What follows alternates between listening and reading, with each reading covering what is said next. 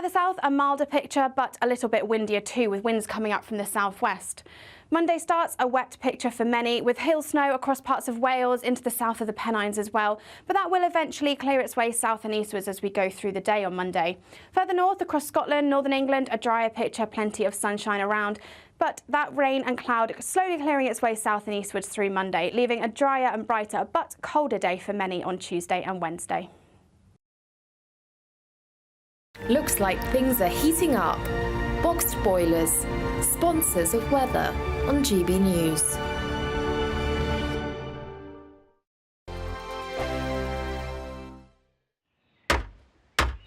Who is it? We're here for the show. Welcome to the Dinosaur Hour with me, John Cleese. I was married to a therapist. And you survived? I thought we were getting Hugh Laurie. Second best.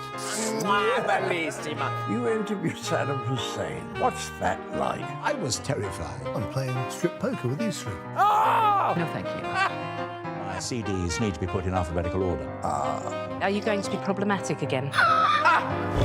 The Dinosaur Hour. Sundays on GB News. Good afternoon, Britain. Good afternoon, Britain. Join us, Tom and Emily, To find out what's happening in the heart of Westminster. and why it matters to you. Weekdays from midday, we bring you the most compelling stories from across the United Kingdom. And from your doorstep to our inbox, That's right, we want to hear from you, GB News. Britain's news channel. I think the most exciting bit for me is talking to people. People who I think are ignored often by the major news channels. We're going to give news they want to hear. There's a voice there that needs to be heard. I think there's a chance here for a diversity of opinion to be expressed, which you don't find elsewhere. It's really exciting. We don't hold back. We're free to say how decisions that are taken here affect us all around the country. Only on GB News, the People's Channel, Britain's news channel. Join us every night on GB News at 11 p.m. for Headliners, which is 3 top comedians going through the next day's news stories, which is exactly what you need, because when the establishment has gone crazy, you need some craziness to make sense of it. Headliners. You don't have to bother reading the newspaper. We've got it covered for you. Every night at 11 p.m. and repeated every morning at 5 a.m. We won't send you to sleep like some of the other paper review shows out there. So join us 11 p.m. every night on GB News. The People's Channel, Britain's news channel. Tired of the usual focus-tested, pre-prepared Westminster runaround? Well, so am I. So you want higher taxes? Is your department to blame for this? Are you rethinking this policy? Every Sunday at 9:30, I'll be sitting down with those in power to get the truth about the issues affecting you. Let's be honest, we've known about the cost pressures of this project for years, not months. That's the Camilla Tominey Show, a politics show with personality. On GB News, the People's Channel, Britain's news channel. There's only 3 people you can trust in life. Your doctor, your lawyer, and your nana.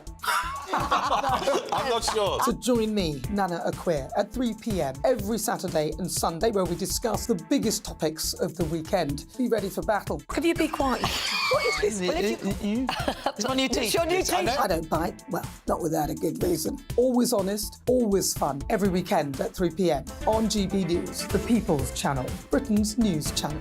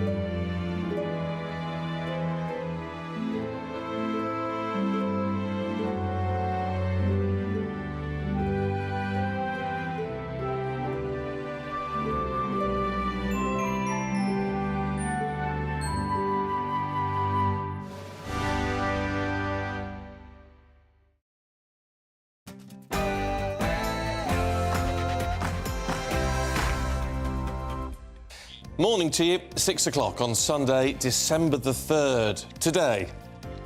A major incident is declared in Cumbria as treacherous conditions leave vehicles stranded in the snow as the Met Office issues a fresh yellow weather warning for snow and ice across the UK. It's time to seal the immigration deal. The government's set to inject an additional £15 million into a treaty with Rwanda as the Home Secretary prepares to jet off to the East African country. And that's as a bombshell investigation reveals delivery companies are illegally paying Channel migrants to work as they benefit from taxpayer-funded hotels. We'll be speaking to the leader of Reform UK, Richard Tice. That's later on in the programme. Elsewhere, the country's areas of outstanding natural beauty are getting a rebrand. They'll be known as national landscapes. Apparently, that will entice younger generations. And, no, I don't understand that, really, but we'll debate it later. Ellie Glacier has your weather. It's been a cold and frosty start for many of us this morning, with further sleet and snow showers expected this afternoon. Join me later for the full forecast with all the details. And, of course, Aidan's got your sport. Yes, good morning, everybody. England and Scotland both learned their Euro 2024 fate at last night's draw in Germany, with England's group described as soft. And in the Premier League, Manchester United crashed to defeat at Newcastle. Good morning to you. I'm Stephen Dixon. And I'm Anne Diamond, and this is Breakfast on GB News.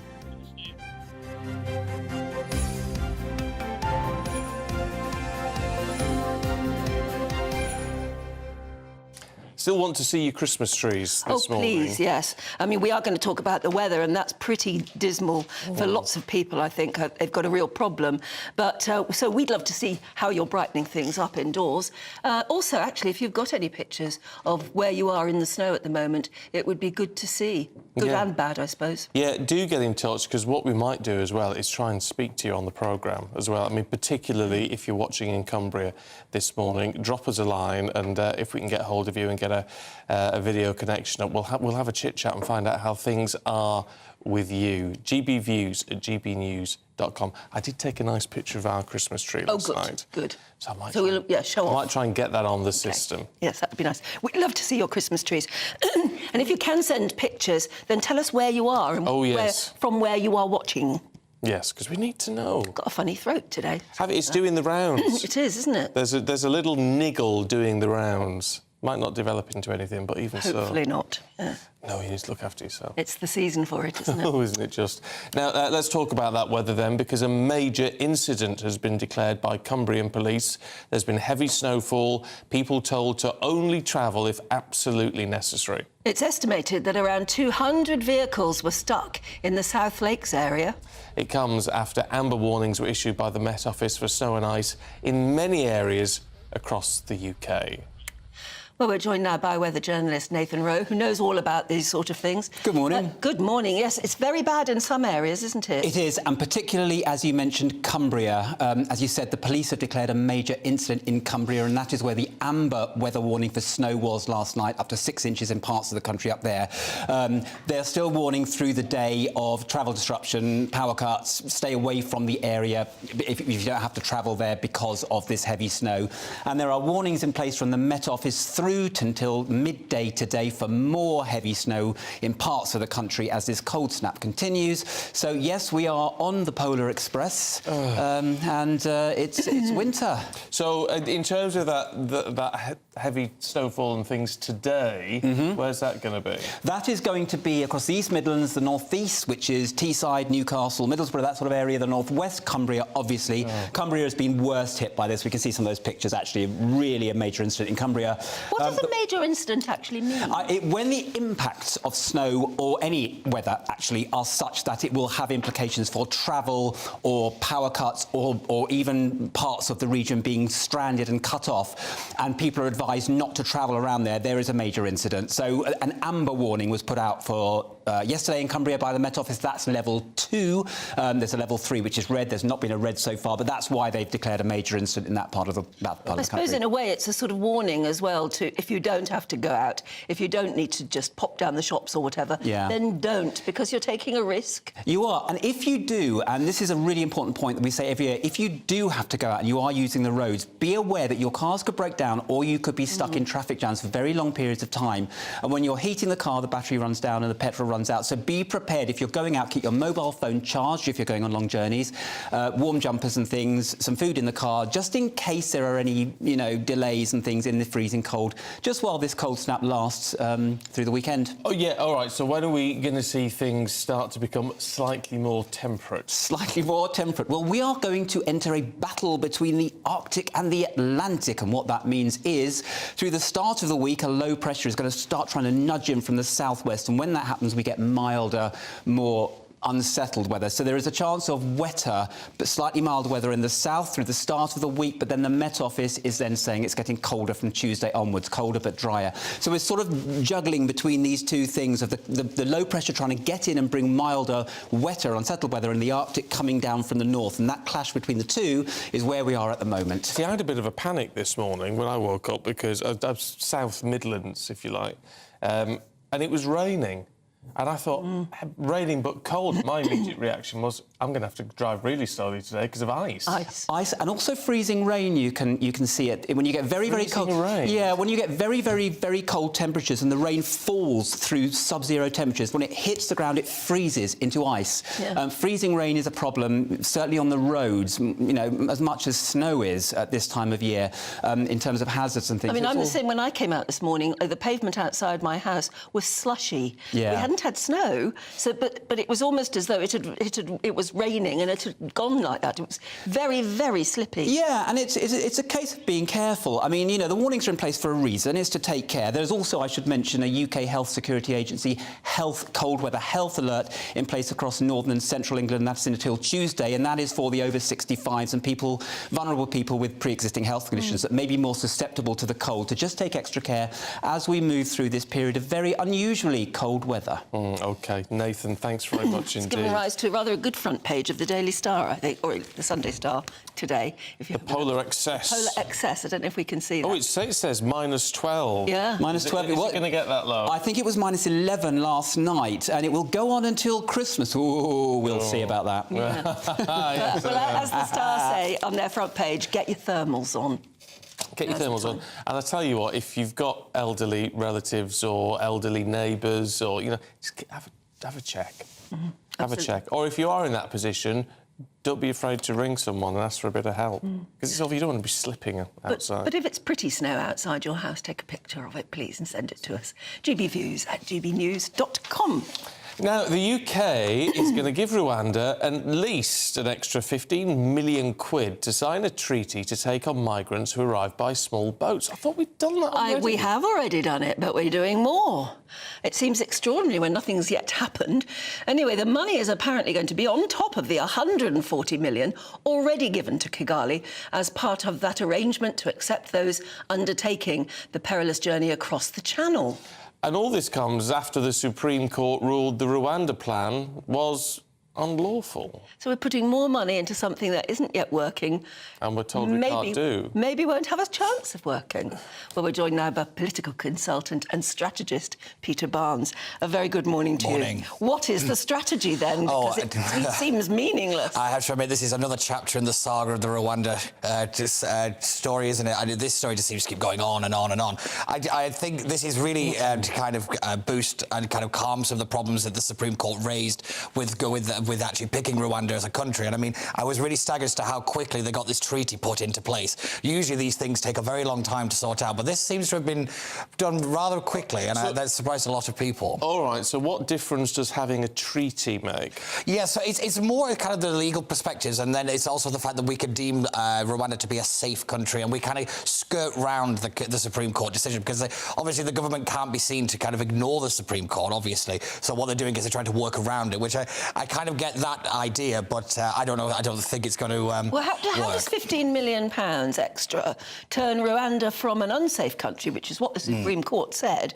to a safe country? Well, that's a good question, because I can't tell you the answer to that. I'd be fascinated to know the theory and why and what this money is specifically going to be spent on. The government has been a little coy over actually naming the specific things that they're going to invest in and fund, but I suppose we'll just have to wait and see. But this just seems to be just throwing money at a problem, where I don't think money is the problem. I think there's a real policy failure from the very start of this policy idea, and I think the government's getting caught out yet again.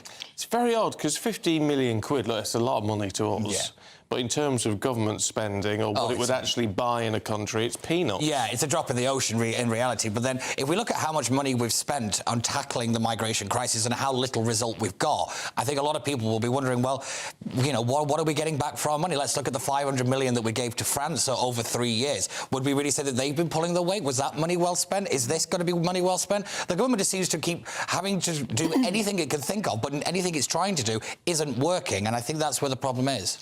The deal with us with Rwanda is to handle something like 200 migrants. It's an awful lot of money to be spending on what would only be 200 migrants, even if it actually was working. Yeah, I have to. This was always my biggest criticism of the Rwanda policy, is that it doesn't really fix the scale of the problem. I think the government has now started to notice, and I noticed this when James Cleverly became the Home Secretary, that this is part of a package. You know, it's not just the single policy idea, which for a long time the government kind of argued that this was going to fix everything, and now obviously they've been caught out yet again.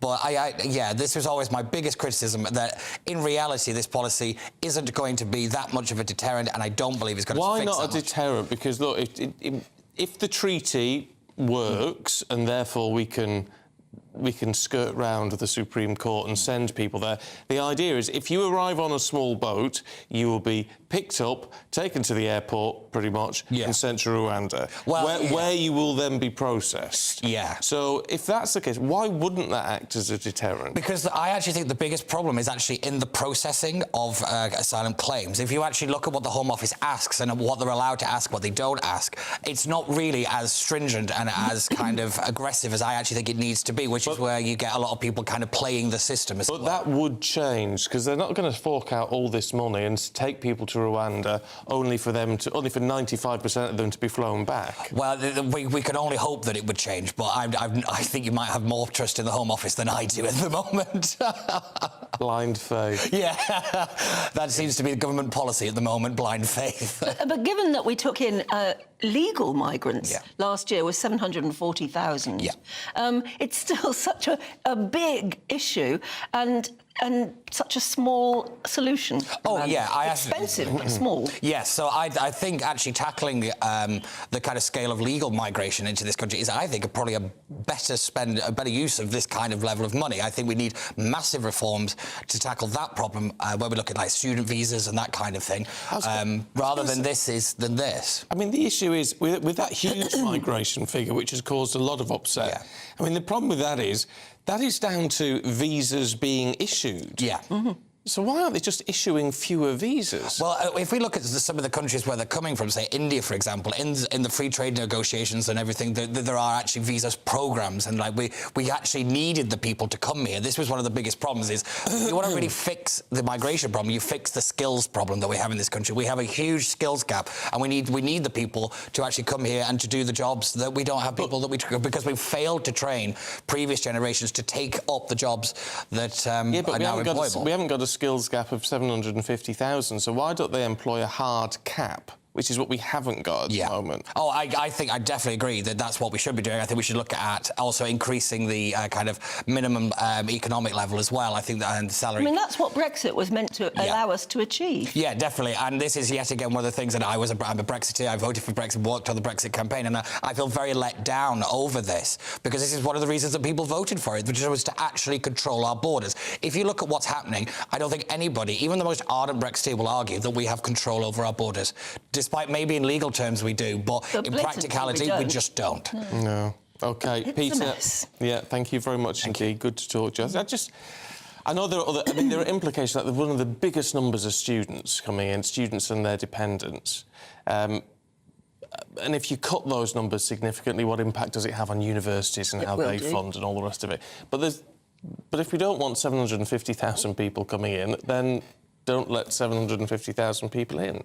Can't be a shock to the system. You must know how many visas you're issuing. It does make you wonder what they do at the Home Office, doesn't it? Yes, it does a little bit. Anyway, it is just coming up to 6:15. If you just joined us, let's just remind you of the top story this morning.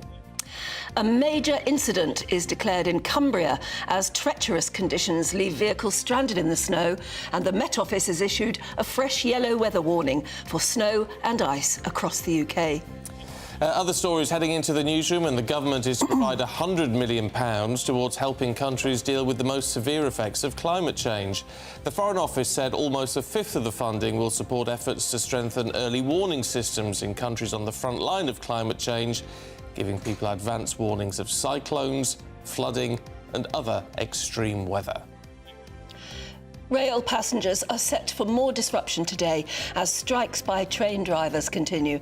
Members of the Drivers' Union, ASLEF, are staging a series of walkouts in the coming days in a long-running dispute over pay. They're also banning overtime until next weekend, which is expected to cause chaos right across the network. Liz Truss is to introduce a draft law that will seek to ban biological males from entering single-sex spaces and prevent children from trying to change their gender. Sources close to the Prime Minister said the draft legislation will also aim to prevent under-18s from accessing hormone therapy and block the state from recognising social transitioning by those under the legal age of adulthood.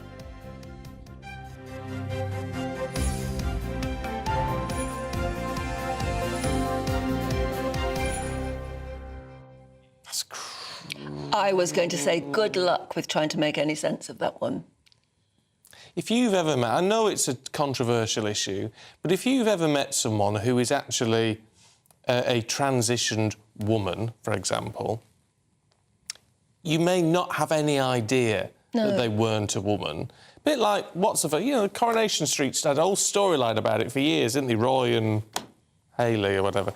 You wouldn't necessarily know that they didn't used to be a woman. No. But now you say, well, actually, you can't go in. How do you ban them? How do you ban them? If you don't know. But why would you ban them?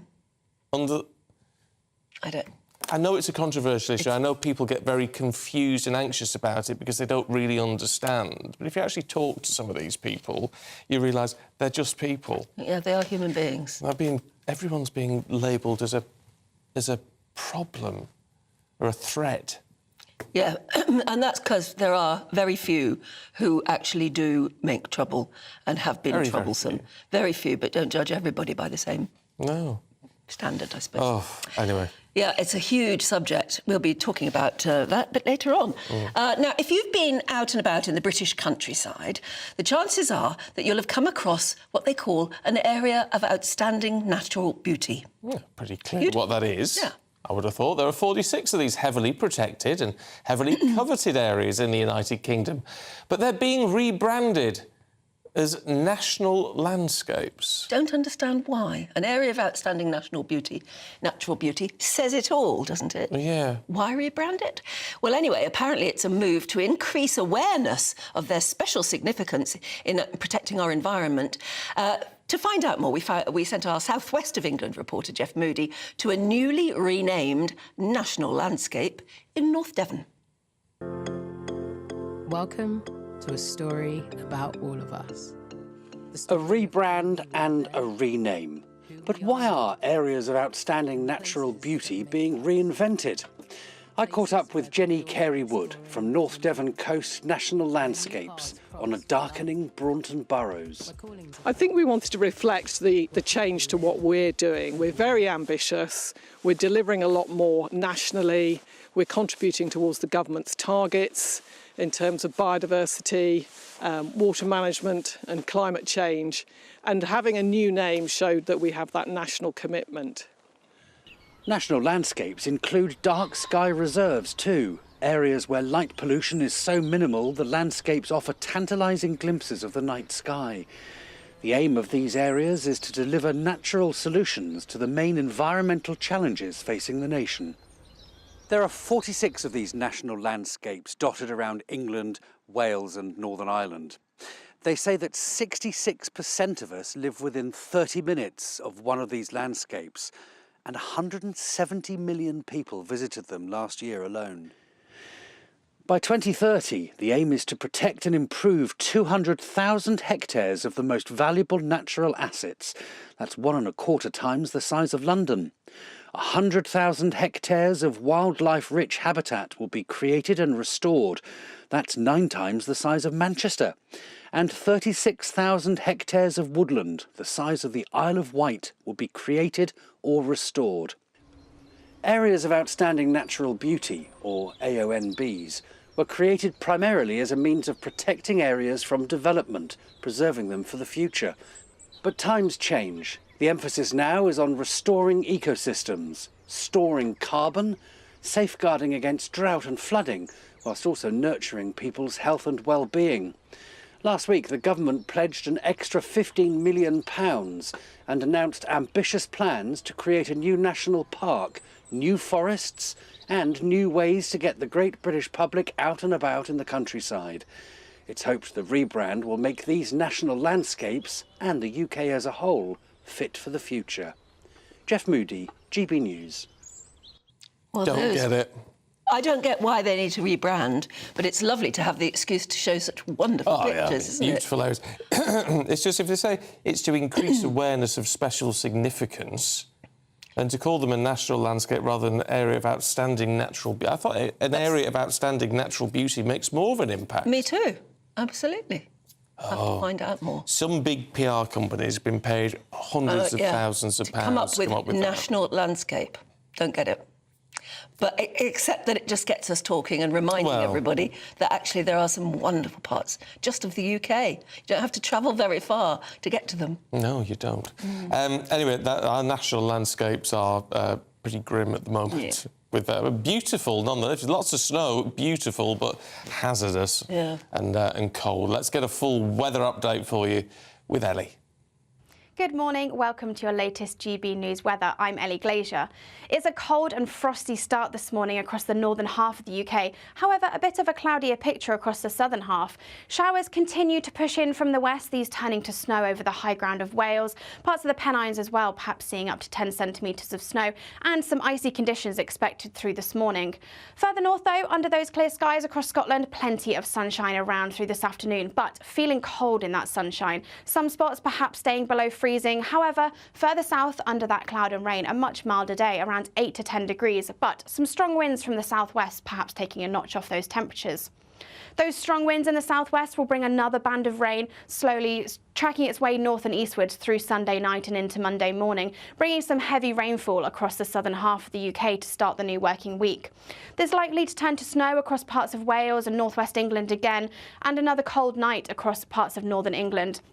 Parts of Scotland seeing down to -5 or -6, but a little milder under that cloud and rain across the south. Rain, cloud, sleet and hill snow likely to spread its way slowly south and eastwards as we go through the day on Monday. This again turning to snow, particularly across parts of Wales and northern England. However, for Northern Ireland, Northern England and parts of Scotland, definitely seeing a much brighter day, and perhaps just a touch milder too. Temperatures still widely in the low single figures, but perhaps just a touch milder across the very far southwest. Milder sounds good. It does, yes. Although it's still mucky. Oh, yeah. Mucky and wet. Yeah, still. What can you expect in December? Well, this is it. Just nice and light frost would be lovely if Ellie could sort that out for us. And if you're in Cumbria particularly, or anywhere affected by the snow, we want to hear from you. Send us pictures, but also if you want to come on the programme, we'd love to talk to you about what it's like. Talk about what it's like at there. Yeah. gbviews@gbnews.com. Oh, and don't forget, also we'd like to see your Christmas trees and your Christmas decorations. Please send us pictures. Now, coming up, you can find out who England's going to be facing in the Euro 2024 Champions League after this.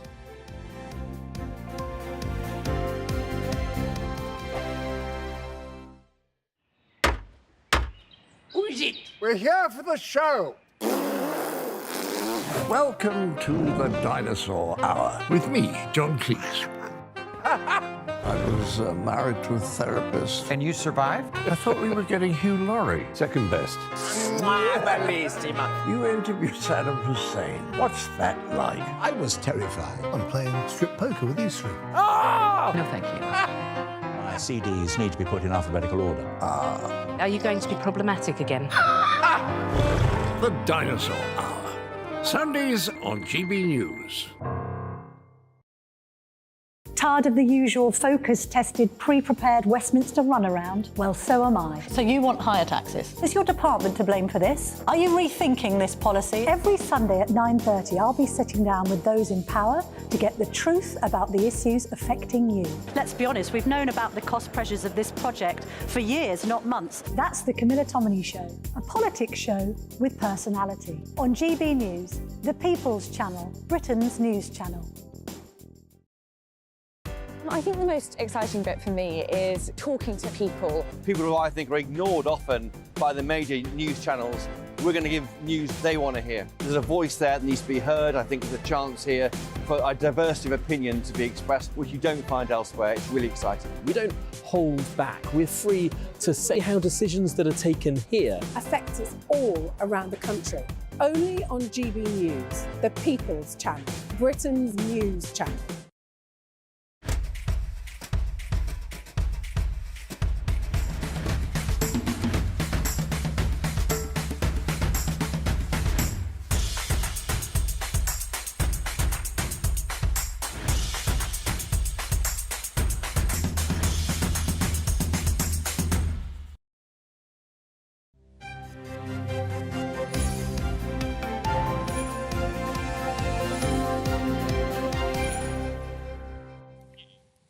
It's 6:26. Morning to you. How's the coffee this morning, Anne? Cold. Is it? Everything's cold. Oh, we need new ones. Need new ones. I need more tea this morning. Let's find out what Ada McGee's got for us this morning with no hot drink. No, I had one earlier on. Oh, did you? Yeah, I've looked after myself. Look, goodness, can we talk Euros? Because England's had a pretty good draw. I think they got very fortunate last night, actually, Stephen, and that's the feeling within the game. So the draw happened in Germany last night, and different pots, different seeds, that kind of stuff. So you can become a little bit unlucky in certain, you can get a strong team out of a pot. That's what happened in the first instance because Denmark came out. That was the roughest of the toughest of the options available. But then Serbia and Slovenia, and as Chris Sutton said, that's a soft group for England. Alan Shearer said England have to be happy with that. And you contrast that to what Scotland did. I mean, they came out against Germany, who they will host. That's a big one straight away, isn't it? Well, they're playing. That means they open the tournament on June the 14th in Munich against the host nation. They played Germany back in 1992, so they got a little bit of pedigree with them. Switzerland they came out with as well. Switzerland, decent side, played them in Euro '96, and Hungary, who were unbeaten in qualifying as well. So that's the price of finishing second in your group as opposed to top. There was a sex noise prank as well, played by Jarvo. Which I'm reluctant to give him any publicity, but I'd say it was quite funny. It was a similar thing to what happened with Gary Lineker in Match of the Day a few months ago. But beyond that, England are going to kick off against Serbia June the 16th in Gelsenkirchen. If you're watching the pictures, we're not playing them anymore. But if you were watching the pictures of the draw on the TV, they always look so dreadfully uncomfortable, don't they? There we go. Well, they're rivals. Very serious, aren't they? They're rivals. I mean, this is such a glitzy event these days. I mean, I don't recall prior to probably 15 years ago this ever being even televised. Certainly not live. You know, it's a big event these days. But that's UEFA for you, and that's FIFA for you. That organisations, they do take themselves quite very humorless, seriously. They're all humorless, yeah. I know. With a bit of style, a bit of pizzazz. It's like the Eurovision Song Contest without any music, without any laughter, without any clapping. Anyone would think football was a fun event. Yeah, exactly. Yeah. But let's mention Wales as well. They've been drawn with Netherlands, Austria, and France, but they have a huge playoff game to get through before that. They have to beat Finland over 2 legs on March 21st. And if they win that, they've got to play Poland and Estonia. So lots and lots of work to do before they can get to even think about the Euros. But they were present at the draw last night. And so everyone knows where they are. Yeah, look, not a good night for Man United last night. Great night for Newcastle. Have Man United got an excuse? Well, look, we touched on this before. We did, yeah. Before we came on screen. Now, they turned up at Manchester Airport yesterday at 11 o'clock. And they were going to get a flight which was going to take 30 minutes to Newcastle. They were kicking off last night, of course, up at St James's Park. The flight was cancelled due to inclement weather, and they had to get a bus, which took 3 hours. Now, Oh, but they were really thrilled about that. yeah, they were. Well, Manchester City had a similar problem earlier in the season, and Pep Guardiola mentioned it. They got a 2-2. I think they got a 2-2 draw against Newcastle earlier in the season, and they came off at the end of it saying, oh yeah, there weren't any planes available. Fault. Yeah, basically. So if you're not using it as an excuse, then why mention it? I mean, there's loads of stuff happened in that game last night. Newcastle won, of course. A great headline on the back of the Daily Star. I'm not sure if we've got it. I think we've got it over there, haven't we? Anthony Gordon scored the winning goal. and decked. Love that. Absolutely love that. It's very good. But yeah, they blamed the. They didn't blame the coach necessarily. But they just happened to mention it. They just happened to mention it. Yeah, I've driven from Newcastle to Manchester. Moan about something, don't you? Yeah, you do. Yeah, you do. But if I've driven that, I've made that journey before, and it can be a bit difficult. Although I had to say I did it in 2.5 hours, so I probably would have beaten the coach. Nick Pope. Though, yeah, he didn't come off unscathed, did he? No, he didn't. He produced this excellent save, and he seemed to dislocate his shoulder. Newcastle got loads of injuries at the moment, and that's another one. Don't forget these two sides. I mean, Newcastle were decent yesterday. Both of them played in Europe away from home in the week. Manchester United were in Turkey, and Newcastle were in France. So they had a bit of travelling to do. So they could have done without the transport problems yesterday. A dislocated shoulder would be one of those things that goalkeepers would probably often risk because they throw themselves at the ground. It's usually a dislocated finger, but it can put you out for up to a month. Yeah. As I say, Newcastle have got a lengthy injury list. Manchester United went into this game yesterday under a little bit of pressure, but they won 5 out of 6 Premier League games. But they're flat-track bullies, and they beat the teams low down in the table. When they come up against a side in and around them in the table, they tend to struggle, and that's what happened yesterday. OK. Aidan, for now, thank you very much indeed. We'll see you later on. It is 6:30. This is Breakfast on GB News with Stephen and Anne. Let's just remind you of the top stories. A major incident is declared in Cumbria as treacherous conditions leave vehicles stranded in the snow, and the Met Office issues a fresh yellow weather warning for snow and ice across the UK. It's time to seal the immigration deal. The government set to inject £15 million extra into a treaty with Rwanda. The Home Secretary is preparing to jet off there later on.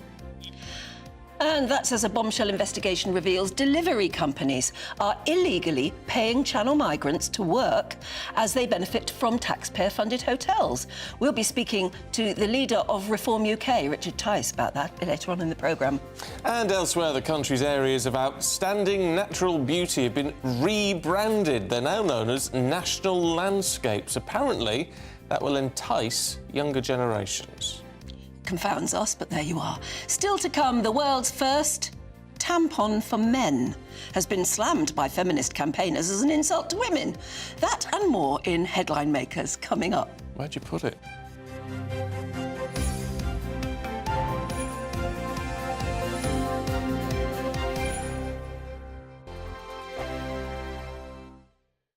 I'm Michelle Dewberry, and I'm not here to tell you what to think.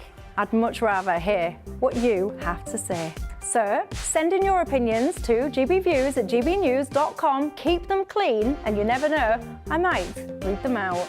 With my panel here on Jubes & Co, we debate, we get stuck into the issues of the day on a show where all views are welcome, especially yours. GB News, the People's Channel, Britain's news channel. Big news, big debates, big opinion. Patrick Christie's Tonight is the week's biggest show. Every weekday, 9 to 11 p.m, we've got the inside track on the day's top stories. There'll be sharp takes you won't get anywhere else. We will set the news agenda, not just follow it, and I want to bring you along for the ride. Whatever it is, we'll have our finger on the pulse. It's news, but it's this close to entertainment. Patrick Christie's Tonight, 9 to 11 p.m, only on GB News, the People's Channel, Britain's news channel. Join us every night on GB News at 11 p.m. for Headliners, which is 3 top comedians going through the next day's news stories, which is exactly what you need, because when the establishment has gone crazy, you need some craziness to make sense of it. Headliners. You don't have to bother reading the newspaper. We've got it covered for you. Every night at 11 p.m. and repeated every morning at 5 a.m. We won't send you to sleep like some of the other paper review shows out there. So join us 11 p.m. every night on GB News. The People's Channel, Britain's news channel. There's only 3 people you can trust in life. Your doctor, your lawyer, and your nana. I'm not sure. So join me, Nana Aquia, at 3 p.m. every Saturday and Sunday, where we discuss the biggest topics of the weekend. Be ready for battle. Could you be quiet? What is this? It's on your teeth. It's your new teeth. I don't bite. Well, not without a good reason. Always honest, always fun. Every weekend at 3 p.m. on GB News, the People's Channel, Britain's news channel.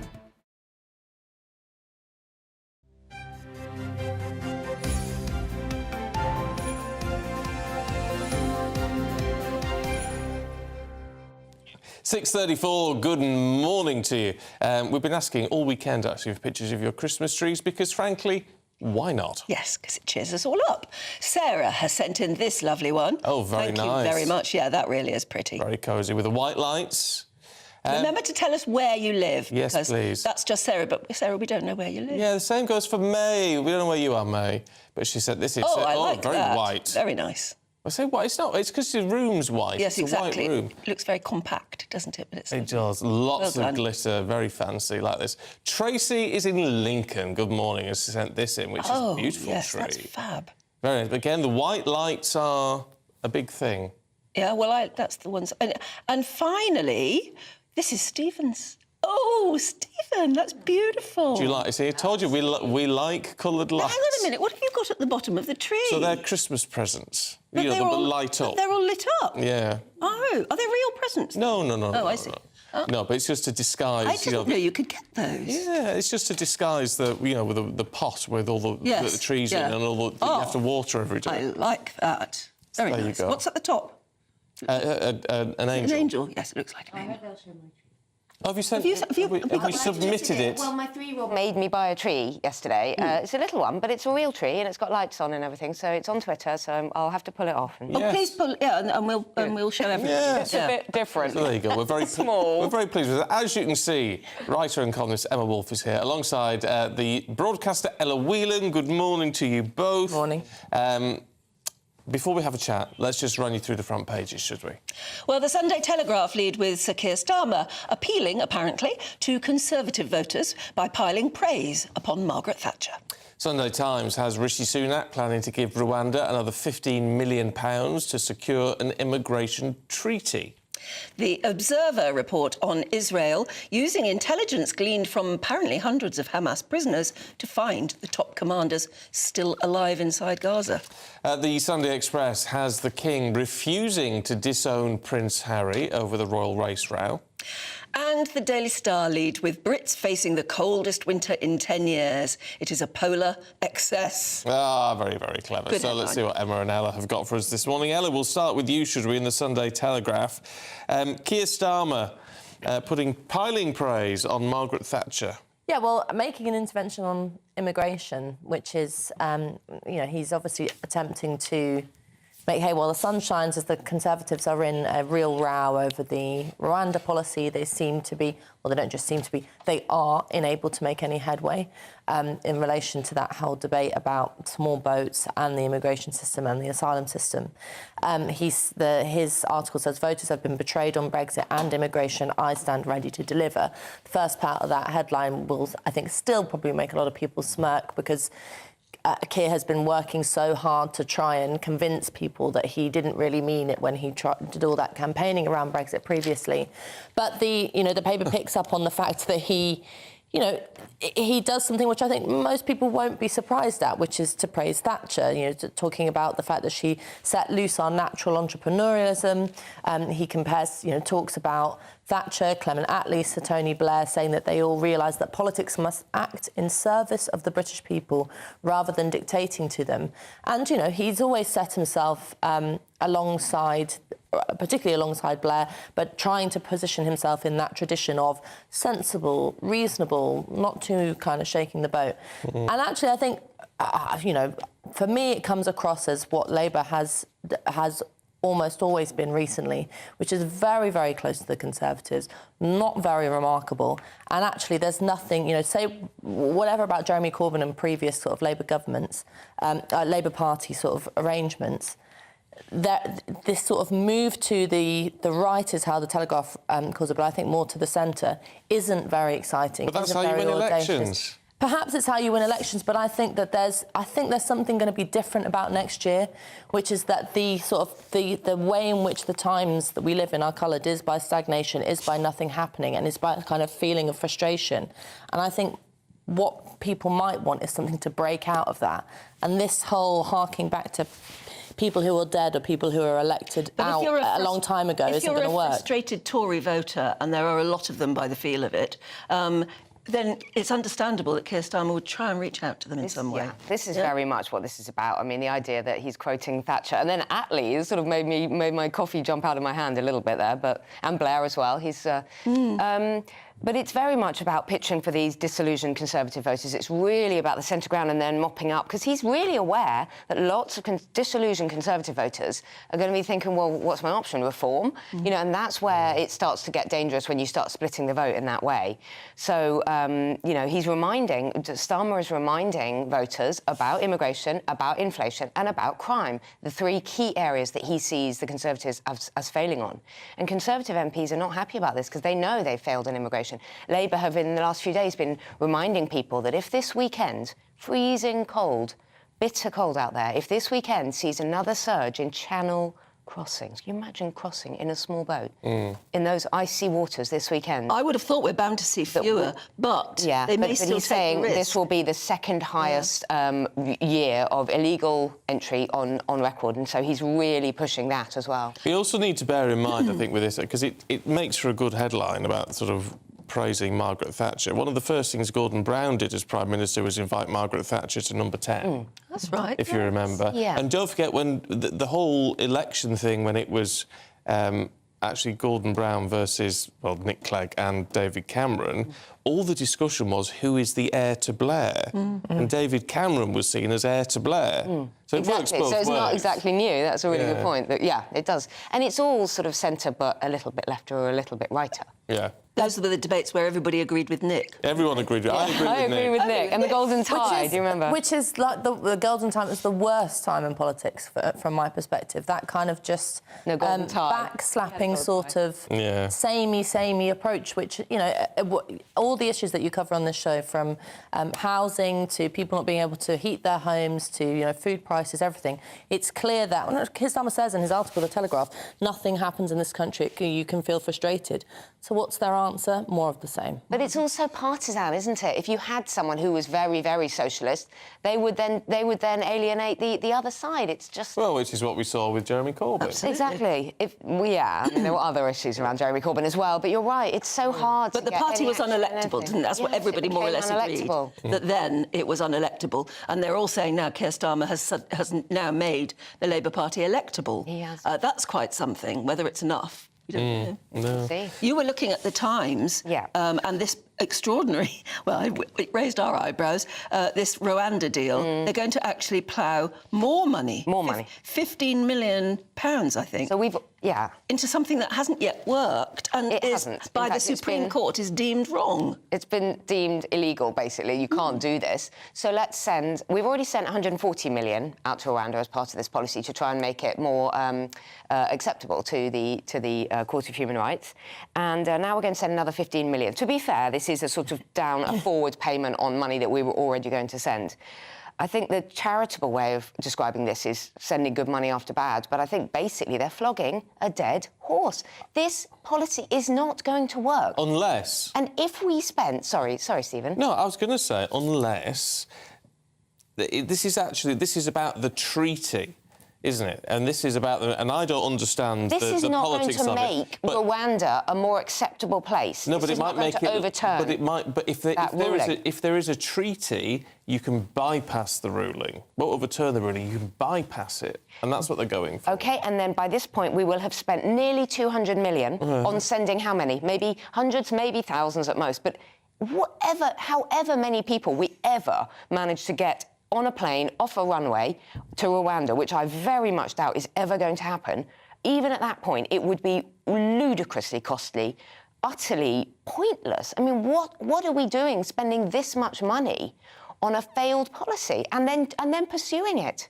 I think the important thing is that, obviously, you know, the issue of Rwanda and the failure of that policy is sort of just I know it's not small, but it's sort of a small symptom of a much bigger problem, which is that I think the Conservative Party thinks if we can just get, you know, as Suella Braverman in her time literally said, if we can just get planes off the runway, everything will be fine. You know, and they imagine that if they can just bypass this and just manage to get this signed off, everything will go quiet. Of course, that's not the case, because the problem with the system of asylum and the system of immigration, legal immigration is included in this. The whole mess of how we deal with people coming to this country is very complicated, and it comes down to sort of boring issues like inabilities in departments of government to, you know, answer emails, to file properly, to do the work, right up to a sort of an ideological inability to grapple with the fact that people, you know, there's a nuanced discussion around immigration. People want borders to be controlled. They want to see the system to be working. But that doesn't necessarily mean they want to pack off loads of people to places that are, you know, either, if you want to argue that, have questionable human rights records, fine, but also just to be a sort of, to have a sort of, not an anti-immigrant sentiment, but a just sort of keep them out sentiment. It's not even a deterrent. But we don't know that yet. People have spoken to people trying to cross, and they're not bothered by that. They don't think it'll work. They know that the government can't get them off to Rwanda. But we don't really know it's not a deterrent yet, because it hasn't worked. And what about if it actually does happen, it may prove to be a deterrent. We don't know. Yeah. Yeah, that's the point, isn't it? Yeah, I mean, I would say 100% not, but yeah, no, you're right, it may.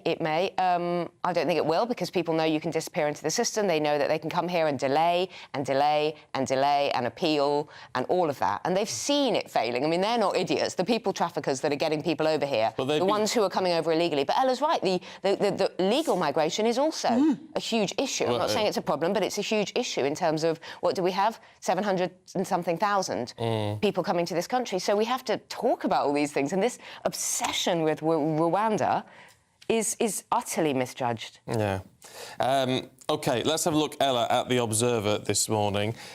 Rishi Sunak is a hypocrite, apparently, at COP28 for wanting a phase-out of fossil fuels, as opposed to what? Just switching it off? Yeah, he's so not having a good time at his conference, is he? I mean, aside from people thwarting him with ties and things like that, he's now, you know, he's in this very difficult position, which is that domestically, he's been saying what I think are the right things, or moving towards the right position, which is, no, we're not just going to turn off the lights. We've got to have, you know, some kind of sensible policy around making sure that people have cheap and easily accessible energy, you know, whether that's, you know, the plans around North Sea oil and gas and changing licensing. I think most people had a sigh of relief hearing that, because the changes in order to sort of completely ditch fossil fuels would mean a dramatic shift in our quality of life, a dramatic shift in our energy bills and all the rest of it. But obviously you go to somewhere like COP28 where you're meant to say to Al Gore and all these big statesmen and wonderful people, of course I promise I am Mr. Green and I'm going to do everything that's right. And there is a clash. And I think actually, you know, Sunak needs to find his sort of mettle, needs to find his guts to be able to go to rooms of these unelected sort of bureaucrats and sort of celebrities at this point, and say, actually, I care more about the people who vote me in and the populace and the public of my country than I do about these sort of parties in Dubai. Keir Starmer was there as well. Obviously, the papers have picked up, the Observer's picked up that he spent a lot more time than Sunak. I think after the Thai incident, Sunak just wanted to get out of there as quick as possible. But, you know, remember that Keir Starmer said, yes, I much prefer, where would you prefer, you know, at home or Davos? Where do you feel more comfortable? And he said, I'm paraphrasing, he said something like, oh, absolutely Davos. He's much more comfortable in these kind of rooms of technocrats than he is dealing with awkward people at home that might say to him, well, hang on a minute, what does that policy mean for me being able to keep the lights on? So there is a tension, but I think people who actually see the reality of what net zero and these sort of plans mean for ordinary people need to have the guts to say it where it matters. And need to have the guts to say it where it's going to have influence on an international the fact stage. is, when you are the Prime Minister, so you are having to take big decisions that affect people's livelihoods, you've got to think ahead. But Keir Starmer doesn't need to think that yet. He can be more idealistic in opposition, can't you?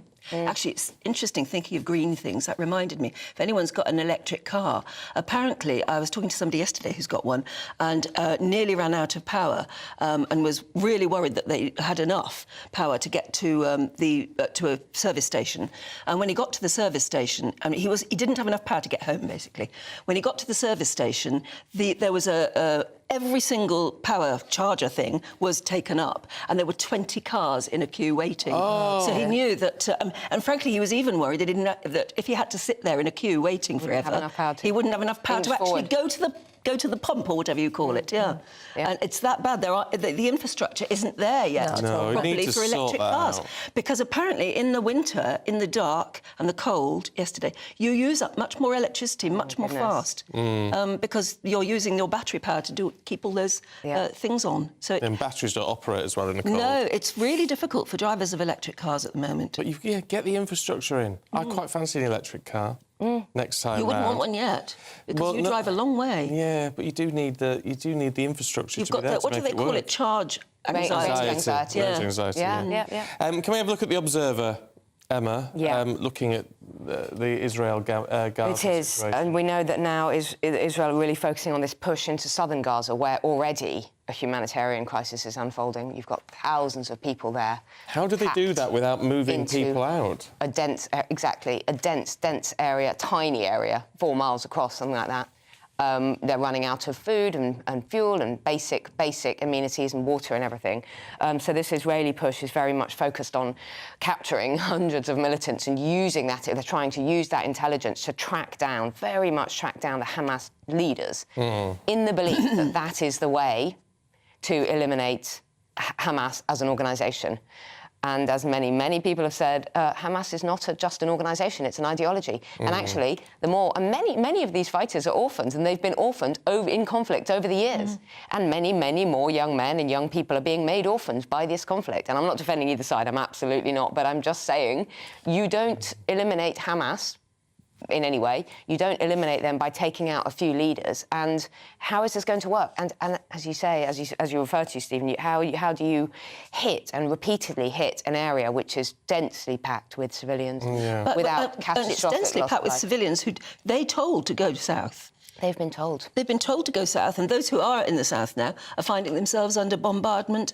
And where are they meant to go? Absolutely terrifying. They've got nowhere to go. They've got nowhere to go, and as I say, they've got essential supplies running out, and the terror of living under that kind of 24/7 threat and fear of bombardment, as well as all the other traumas they've been through.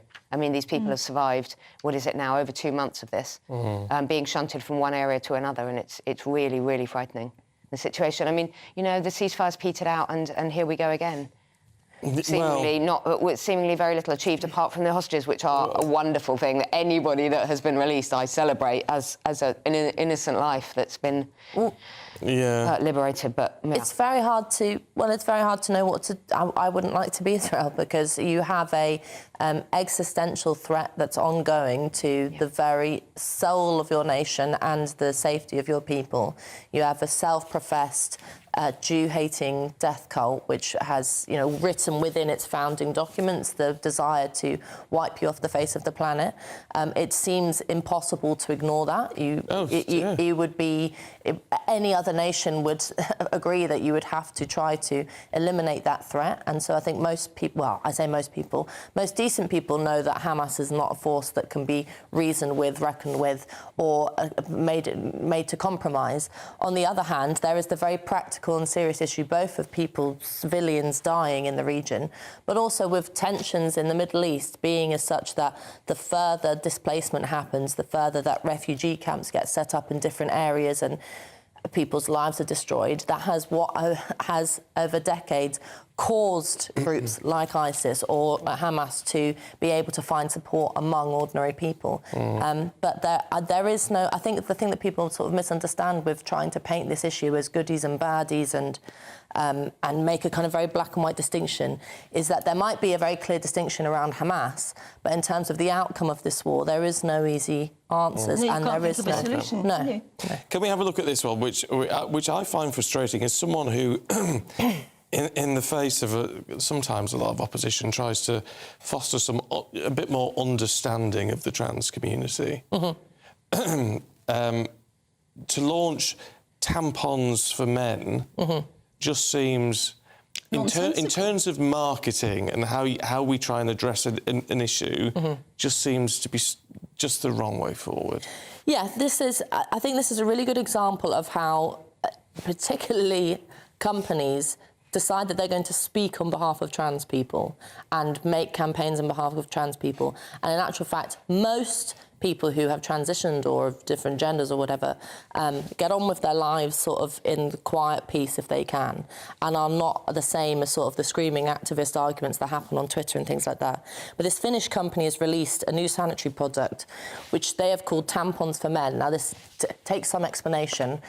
What it is sanitary products for people who were biological women who have now transitioned and call themselves trans men. So presumably, I don't know, but presumably people who still have periods and need to use tampons. And the box says tampons for men, and around the corner it's wrapped as menstruation. And the idea is trying to destigmatise periods for people with different genders. And the problem with this is that, as I see it, number one, most people know that it's women who get periods.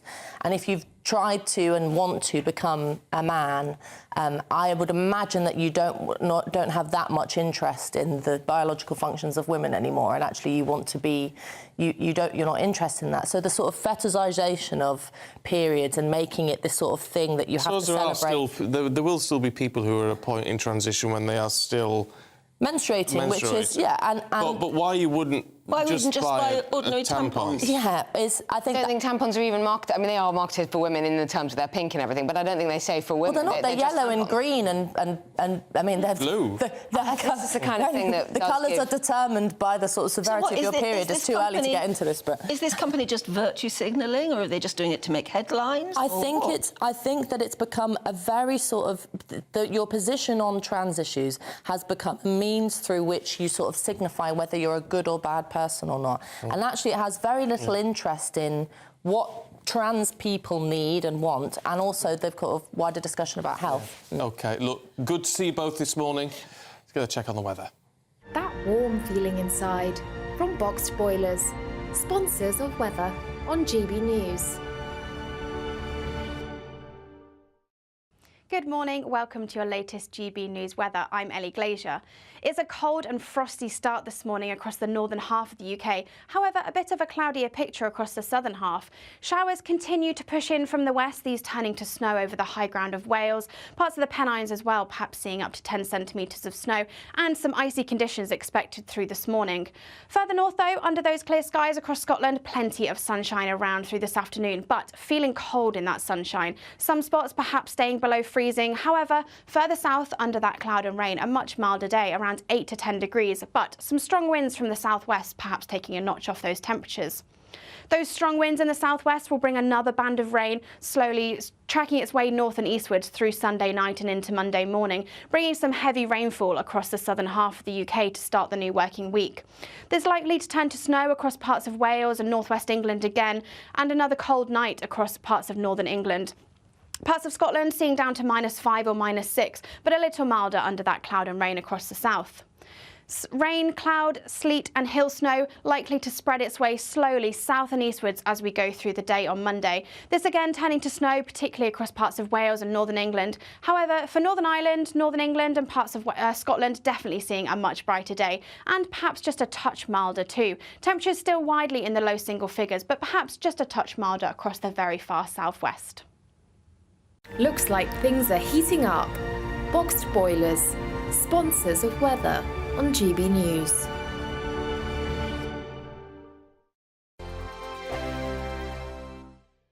GB News, unlike other broadcasters, isn't obsessed with the London-Westminster bubble. We think there's a nation beyond the M25, and that's why we talk about the issues that matter across the land. Join me on State of the Nation, 8 to 9 o'clock, Monday to Thursday, on GB News. Daisy's listening, and you should too.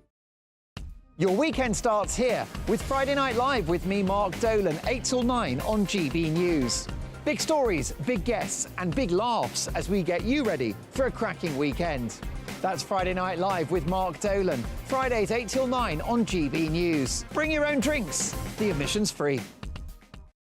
Good afternoon, Britain. Good afternoon, Britain. Join us, Tom and Emily, To find out what's happening in the heart of Westminster. and why it matters to you.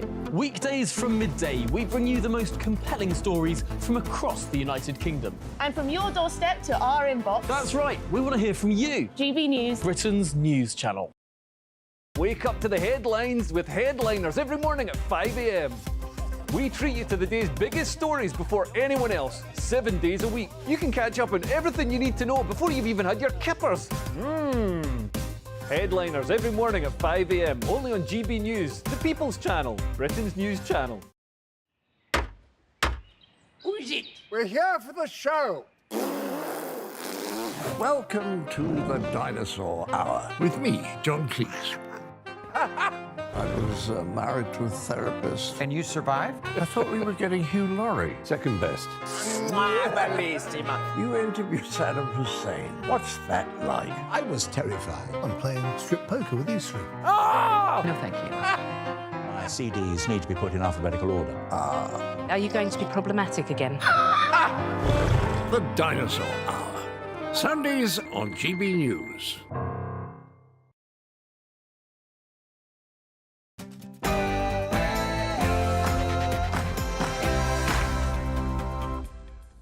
Very good morning to you. It is 7 o'clock on Sunday, December the 3rd. Today, A major incident declared in Cumbria as treacherous conditions leave vehicles stranded in the snow. And the Met Office has issued a fresh yellow weather warning for snow and ice across the UK. it's time to seal the immigration deal. The government's set to inject an additional £15 million into a treaty with Rwanda as the Home Secretary prepares to jet off to the East African country. And that's as a bombshell investigation reveals that delivery companies are illegally paying Channel migrants to work whilst they benefit from taxpayer-funded hotels. We'll be speaking to the leader of Reform UK about that, Richard Tice.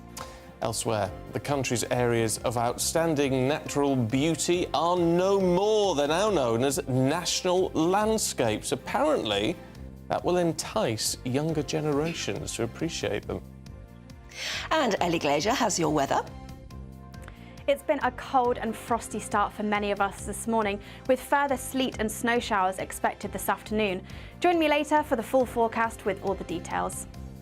And of course, Aidan's got your sport. Yes, good morning in snooker. Ronnie O'Sullivan heads into his 9th UK final tonight in York, saying he's only hanging around in the sport to ruin the career of his rivals. We'll have more later this hour. Good morning to you. I'm Stephen Dixon. And I'm Ann Diamond, and this is Breakfast on GB News.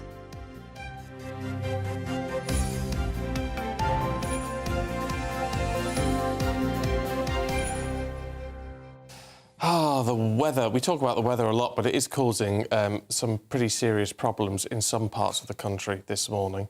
Yeah, if you live in an area where there's a lot of snow, whether it's a problem or whether it just looks pretty for you, take a picture as soon as the sun goes up. Can't tell down here whether the sun's up yet. No. As soon as the sun goes up, go on, take a picture of it and send it to us. Also, your Christmas decorations, please. We'd love to see them. And remember to tell us where you are. Yes. That's gbviews at gbnews.com, as usual. Yeah, I would particularly like to hear from you, actually, weather-wise, if you're in Cumbria this morning, because a major incident has been declared by Cumbrian police after heavy snowfall. People told only travel if absolutely necessary. It's estimated that around 200 vehicles were stuck in the South Lakes area. And it comes after amber warnings were issued by the Met Office for snow and ice for, in fact, many areas right across the UK.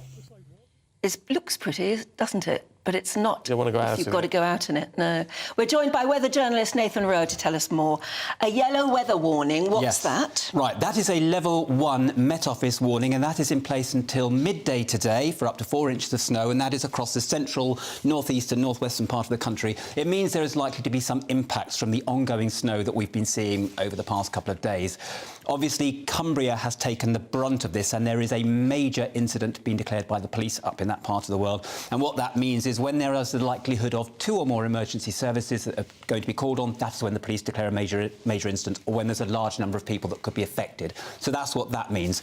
But yes, continued snow today, continued very, very cold out there today, and it's likely to continue into the start of the week. All right, so who's going to get the worst of it today? Today, the worst of it is likely to be the East Midlands, the North East, that's Newcastle, Teesside, Middlesbrough, the North West, Cumbria. Obviously, they're still in the sort of danger zone for the snow because they've had a lot of impact of it already. Wales, the West Midlands, and Yorkshire and Humber, and maybe Scotland. And then as we go into the start of the week, when the low comes in from the southwest, bringing some moisture, it might be the south and the western coast that gets a bit of snow and rain as we go into the start of the week. But it's a bit of a grotty. Well, if you like the snow, it's lovely. But if you're hunkered down by it, then not quite so much. Yeah, is it unusual? I mean, this is December, but this just seems to be colder than usual. Yes, the temperatures are lower than usual, and I think it is we've had some of the coldest temperatures we've had for quite a few years. Something tells me 10 years, but I need to check that.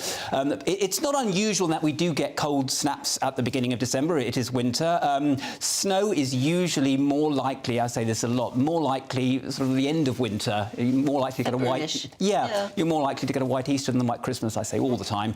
So it's not unusual, we are in winter, but certainly the very, very cold temperatures that we're having is slightly unusual. But the average for December is about 4 degrees. We've had -11. Is it the fault of the jet stream? Everything is the fault of the jet stream. Too low? Well, you're very, very good. The jet stream is involved in this, absolutely. Now, the jet stream, when we were having that very stormy, milder weather going through autumn, was in a zonal fashion. That means straight across, and it was pulling in low-pressure systems from the Atlantic. Then it turned wavy, and if you think of it going wavy and coming down over the UK and moving southwards, bringing that polar air downwards, that is why we're in the cold snaps. So the jet stream is always involved in the weather.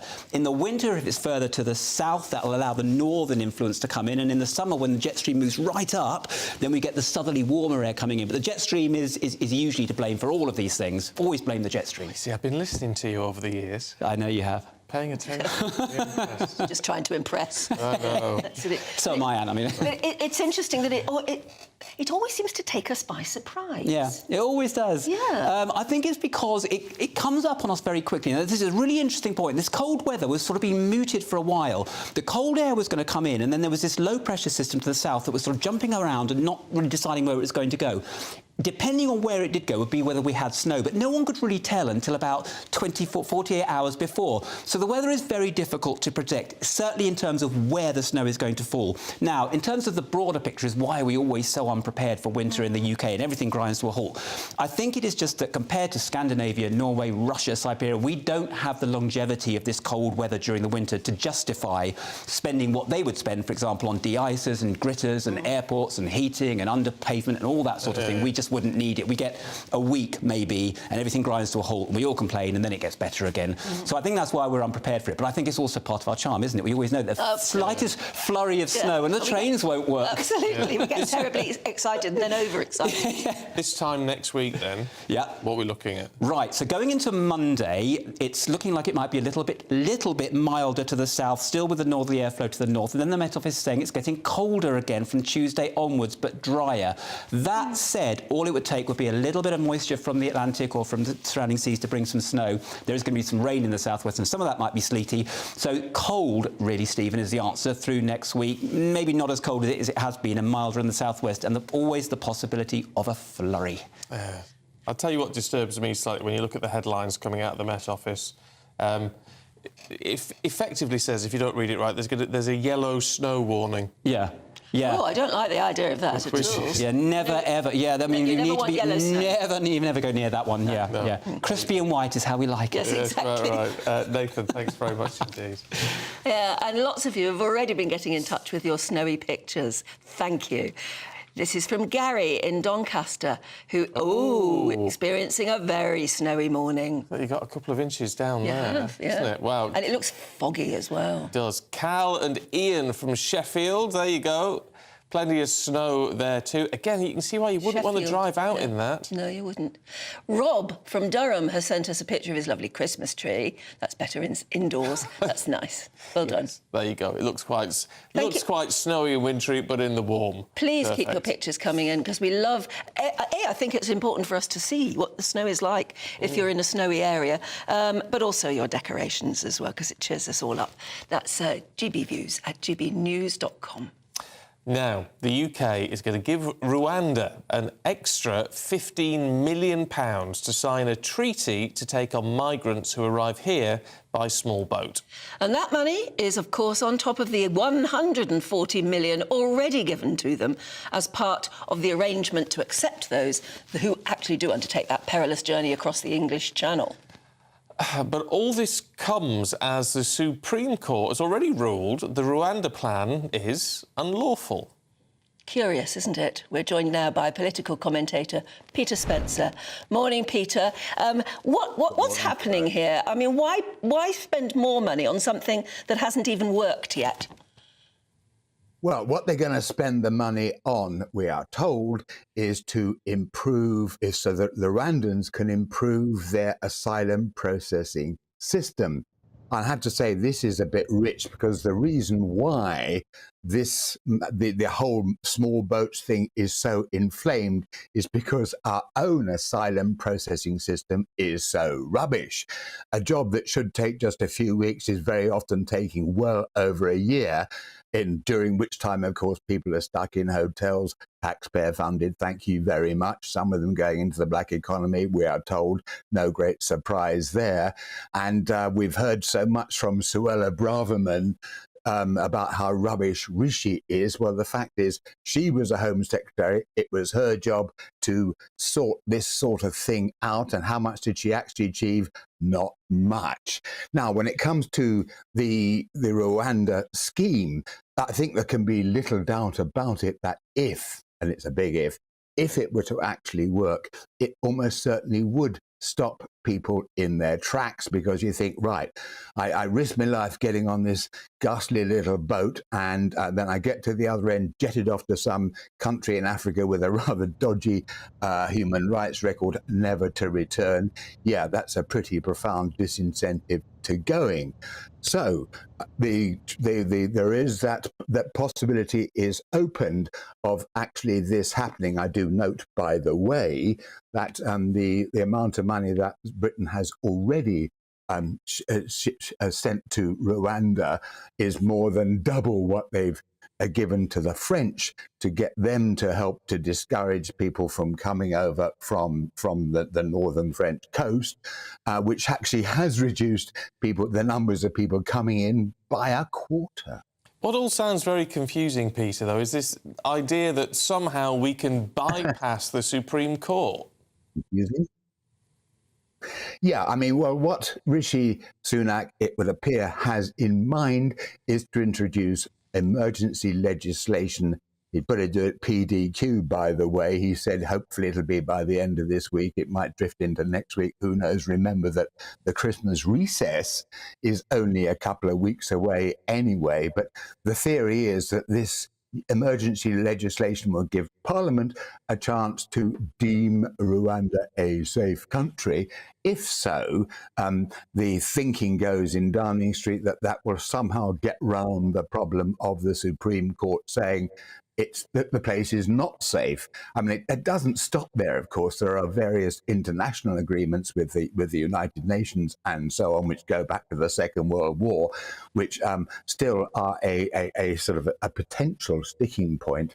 So although after a couple of weeks' delay, clearly that Downing Street are making a considerable effort to do something about it, they've got an awful lot more hurdles to overcome before it actually turns into a reality.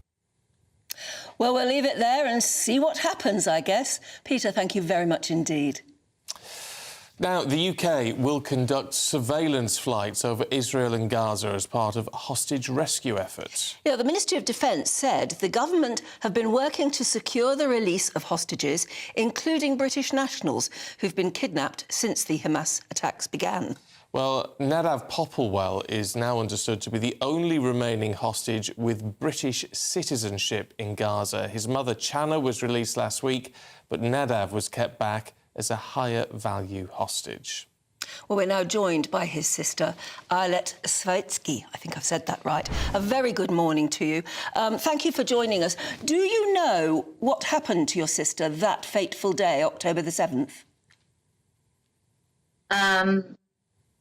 First of all, I want to thank you so much for having me on your show. October 7th, I woke up around 8 o'clock in the morning. My husband was on the phone, which is really unusual, so early on a Saturday. And he said something's happening in the south and I should urgently call my mum. My mum is 79 years old, and she and my brothers lived on a kibbutz called Nirim.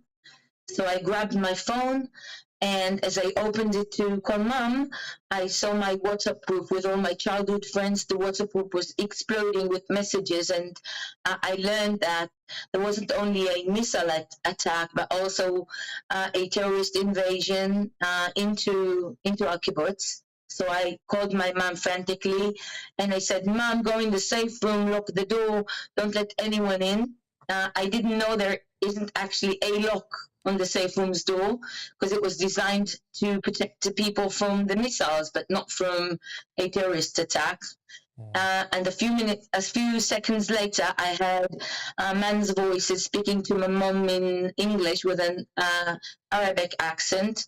So I realized immediately that the Hamas terrorists got to her. So I hung up and I called my brother Nadav, who lives next door to mom, just 10 meters away. And I said to him the same, go in the safe room, lock yourself in, don't let anyone in. And then immediately I heard the same men voices and I realized that they got to him as well.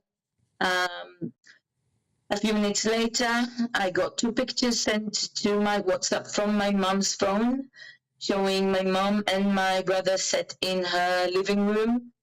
Underneath that, it said Hamas in English. And the 3rd picture of my mom and my brother in the living room with a terrorist in the corner standing with a Kalashnikov, the Hamas terrorists uploaded to my mom's Facebook story. Oh. And that was, I'm sorry? I was just saying, that's I mean, it's awful. Yeah. I mean, but in the wake of that, there must have been at least a sense of relief to know that they were still alive. Though, how do you then deal with that hostage situation and knowing that your brother is now classed as a high-value hostage? Look, it's really hard to say. It's been really turbulent, emotional weeks. My oldest brother, Roy, who also lived on that kibbutz, was murdered on October 7th. So I know what the consequences of this situation can be on a very, very personal level. My mom was released. Nadav wasn't released. The last deal was for the release of women and children, and so Nadav was not included in that category. We were hoping that once this category is finished, we're going to move on to the next one with men, elderly men, people who are injured, younger people who have been injured. But unfortunately, the deal blew up, and now we're back to the war, and we're back to fighting, and there's no negotiation for the release of the 136 hostages remaining. And I'm just, I'm trying to stay hopeful. It's very difficult. My mom is also home. She had to learn of the murder of her eldest son, and the fact that Nadav is still a hostage. She's 79. We help her with her rehabilitation. It's a lot. Can I ask, what would you like to see? Because there's so much concern and questioning over what Israel should do next, now that the ceasefire, this temporary ceasefire, has ended. what would you want to see the government in Israel do? Our demand is for the government to do everything in their power to release all the hostages. I'm not a general, and I'm not a politician, and I'm not a diplomat. I don't think it's my job to give them advice and tell them how. I'm sure there are plenty of very wise people there who can figure out, think out, outside the box, come up with new ideas. I don't accept the saying that there's nothing else to do, or there's plenty to do. There's always something else, something more that can be done, and I'm expecting for whatever that is to be done, to bring all the hostages back home. I really don't know what the right route is. But I do expect my government to do everything in their power to bring those hostages home. Absolutely, and we hope that happens for you. Thank you so much for joining us this morning. It must be torture for you and the rest of your family, but we do hope that you get good news soon. Thank you so much, Ayelet. Thank you for having me. This is why you need to talk to individuals. And we've not been able to talk really to people, obviously, within Gaza, but, I mean, you need to hear that side as well, of the civilians there, not the Hamas side, but the civilian side. But it's when you hear those individual stories, how do you even begin to comprehend what she is going through? Losing a brother, another brother being held hostage. And her mother, aged 79, having been released, has to then learn of the people who were murdered on that day, people in her own family, her brother. And then, as she says, she hasn't got any advice for the government. No, what because to do next. what is your advice? Yeah. What do you do? Impossible and awful situation. I mean, the concern is you extend the ceasefire and it gives Hamas more time to regroup. And I'm not sure if they're going to be that willing to give up the remaining hostages now. The minute they give up all the hostages, or they start to give back the men, so-called considered higher value hostages than women, that's just terrible as well, isn't it? The minute they give those up, then they lose their power, don't they? It's been very well thought through, this. And it's so cynical and it's so savage. It's awful. But there you go. Our thoughts with her and anyone Absolutely. involved in this. Heck, it's horrific.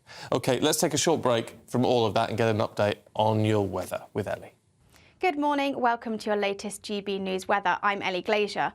It's a cold and frosty start this morning across the northern half of the UK. However, a bit of a cloudier picture across the southern half. Showers continue to push in from the west, these turning to snow over the high ground of Wales, parts of the Pennines as well, perhaps seeing up to 10 centimetres of snow, and some icy conditions expected through this morning. Further north though, under those clear skies across Scotland, plenty of sunshine around through this afternoon, but feeling cold in that sunshine. Some spots perhaps staying below freezing. However, further south under that cloud and rain, a much milder day, around 8 to 10 degrees, but some strong winds from the southwest, perhaps taking a notch off those temperatures. Those strong winds in the southwest will bring another band of rain, slowly tracking its way north and eastwards through Sunday night and into Monday morning, bringing some heavy rainfall across the southern half of the UK to start the new working week. There's likely to turn to snow across parts of Wales and northwest England again, and another cold night across parts of northern England. Parts of Scotland seeing down to -5 or -6, but a little milder under that cloud and rain across the south. Rain, cloud, sleet and hill snow likely to spread its way slowly south and eastwards as we go through the day on Monday. This again turning to snow, particularly across parts of Wales and northern England. However, for Northern Ireland, Northern England and parts of Scotland, definitely seeing a much brighter day, and perhaps just a touch milder too. Temperatures still widely in the low single figures, but perhaps just a touch milder across the very far southwest. And don't forget, if the sun is coming up where you are and there's snow outside, do take a picture of it, won't you, and send it to us, please. Whether it's good or bad snow, if you know what I mean. It'd be interesting to know. And remember to tell us where you live as well. Now, areas of outstanding natural beauty have been rebranded. They're now called National Landscapes. We can't figure out why. No, but we'll try and find out for you straight after this.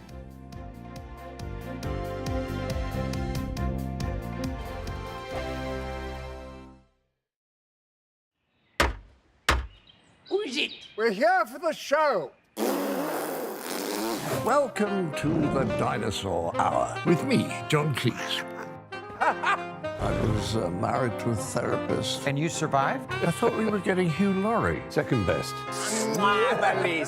You interviewed Saddam Hussein. What's that like? I was terrified. I'm playing strip poker with these three. Oh! No, thank you. My CDs need to be put in alphabetical order. Are you going to be problematic again?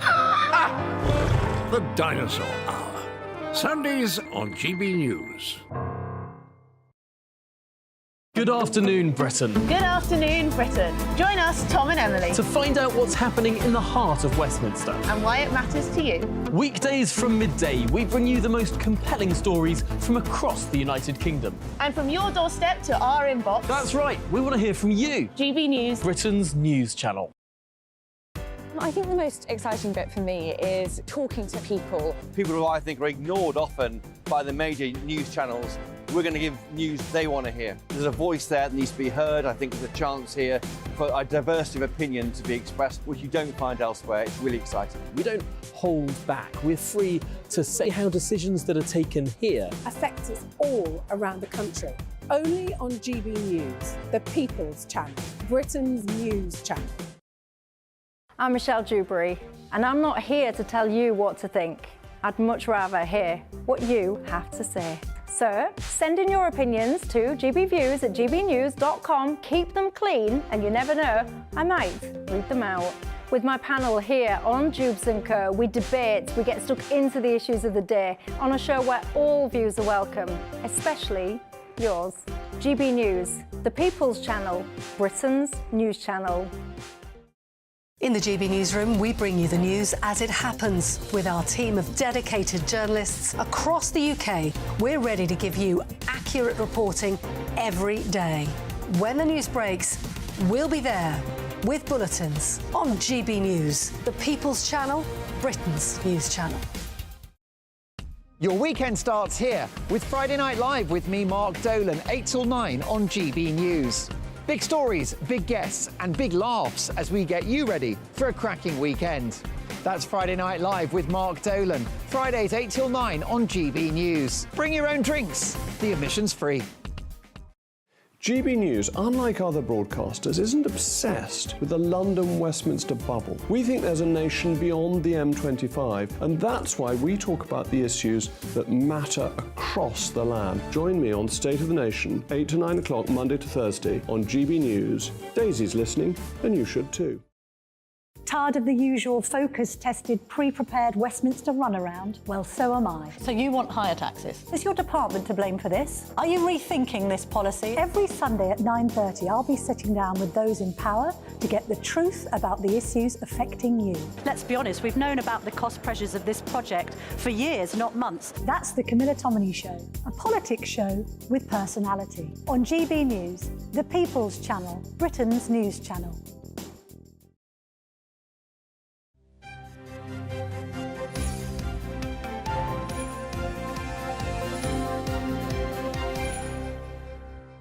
(7:26). Good morning. This is Breakfast with Stephen and Anne on your television, on your radio and online. Aren't we? Absolutely. Yeah, so you've got no excuse not to be with us. And do stick with us. Like I said, the sun is coming up where you are at the moment. Have a look outside and see if there's a nice picture to be taken. Send it to us, gbviews@gbnews.com. Now, if you have been out and about in the British countryside, preferably nicer weather, chances are you'll have come across an area of outstanding natural beauty. There are 46 of them, apparently, and they're heavily protected and heavily coveted areas in the United Kingdom, but they are now being rebranded as national landscapes. Yes. Now, apparently, that will increase awareness of their special significance in protecting our environment. Don't know why. Anyway, we sent our South West of England reporter Jeff Moody to the national landscape of North Devon. Welcome to a story about all of us. A rebrand and a rename. But why are areas of outstanding natural beauty being reinvented? I caught up with Jenny Carey-Wood from North Devon Coast National Landscapes on a darkening Braunton Burrows. I think we wanted to reflect the change to what we're doing. We're very ambitious. We're delivering a lot more nationally. We're contributing towards the government's targets in terms of biodiversity, water management and climate change. And having a new name showed that we have that national commitment. National landscapes include dark sky reserves too, areas where light pollution is so minimal the landscapes offer tantalising glimpses of the night sky. The aim of these areas is to deliver natural solutions to the main environmental challenges facing the nation. There are 46 of these national landscapes dotted around England, Wales and Northern Ireland. They say that 66% of us live within 30 minutes of one of these landscapes, and 170 million people visited them last year alone. By 2030, the aim is to protect and improve 200,000 hectares of the most valuable natural assets. That's 1.25 times the size of London. 100,000 hectares of wildlife-rich habitat will be created and restored. That's 9 times the size of Manchester. And 36,000 hectares of woodland, the size of the Isle of Wight, will be created or restored. Areas of outstanding natural beauty, or AONBs, were created primarily as a means of protecting areas from development, preserving them for the future. But times change. The emphasis now is on restoring ecosystems, storing carbon, safeguarding against drought and flooding, whilst also nurturing people's health and well-being. Last week, the government pledged an extra £15 million and announced ambitious plans to create a new national park, new forests and new ways to get the great British public out and about in the countryside. It's hoped the rebrand will make these national landscapes, and the UK as a whole, fit for the future. Jeff Moody, GB News. That was beautiful. Beautiful to see that scenery in good weather, isn't it? It's absolutely outstanding. Oh, there you go, you see. Let's talk to Reader in Natural Sciences at Bangor University, Christian Dunn, and the wildlife broadcaster and zoologist, Sasha Norris. Good to see you both this morning. Christian, let's start with you. Look, we're baffled as to why national landscape would have a bigger impact on people than an area of outstanding natural beauty. Indeed, it does sound like a marketing company has gone wild a little bit, if you excuse the pun. But that said, I mean, these areas are fantastic areas, and anything that we can do to protect them is a good thing, and anything that we can do to encourage people to use them is good.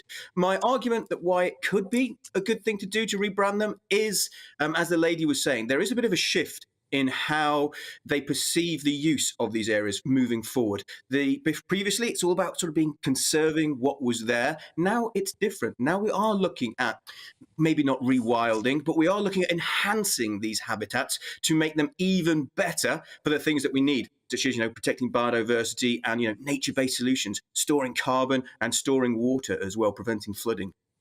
I mean, the idea of the rebranding is allegedly to try and make these areas more attractive to young people. I mean, Sasha, do young people really need convincing?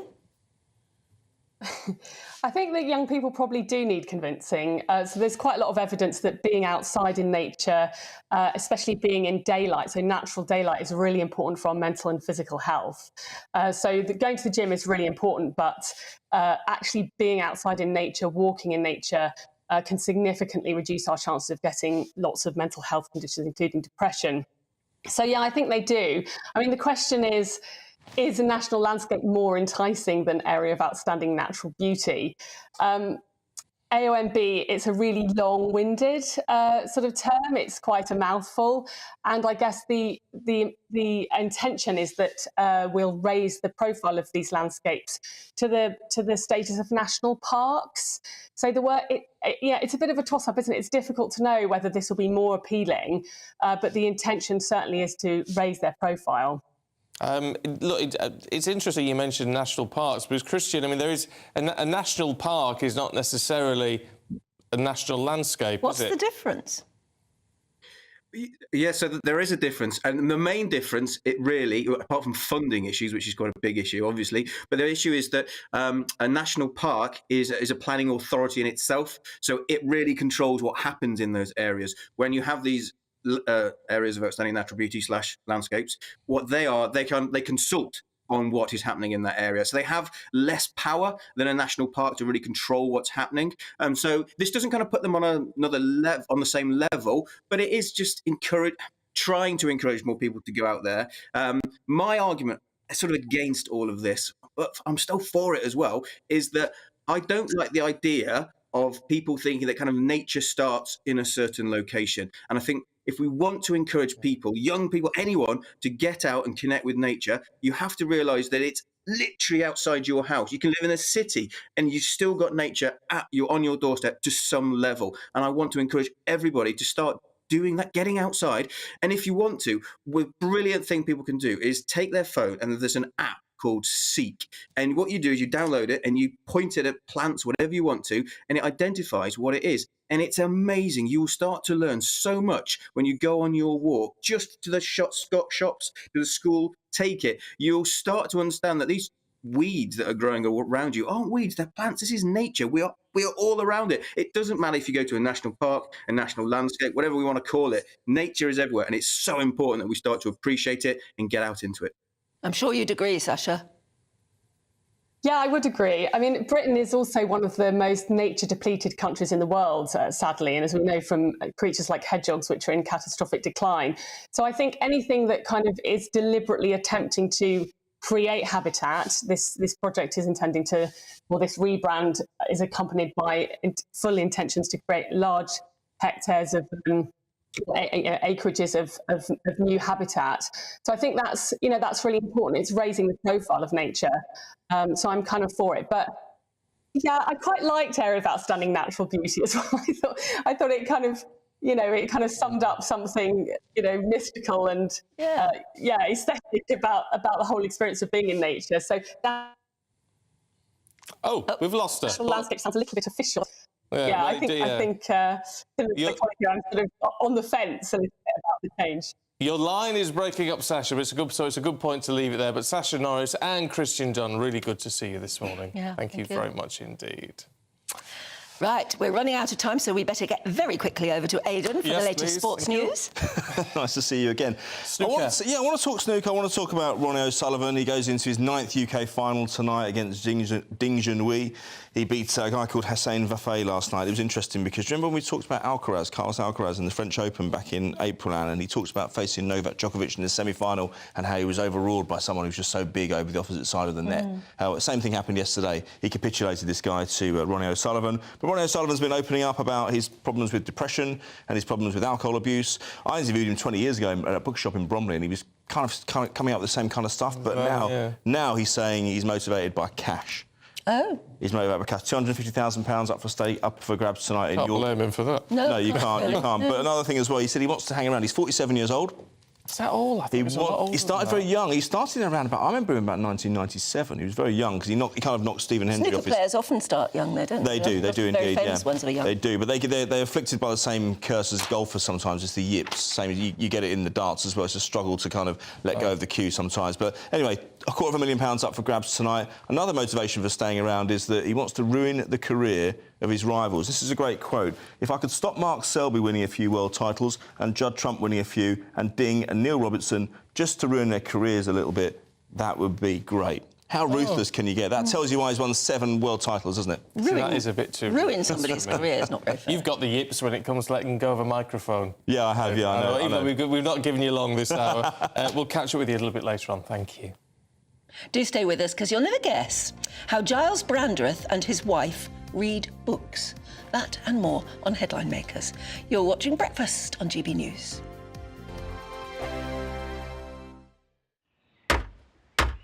Who is it? We're here for the show. Welcome to the Dinosaur Hour with me, John Cleese. I was married to a therapist. And you survived? I thought we were getting Hugh Laurie. Second best.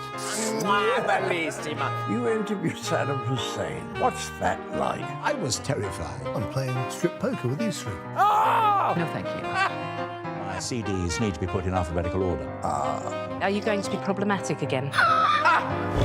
The Dinosaur Hour. Sundays on GB News.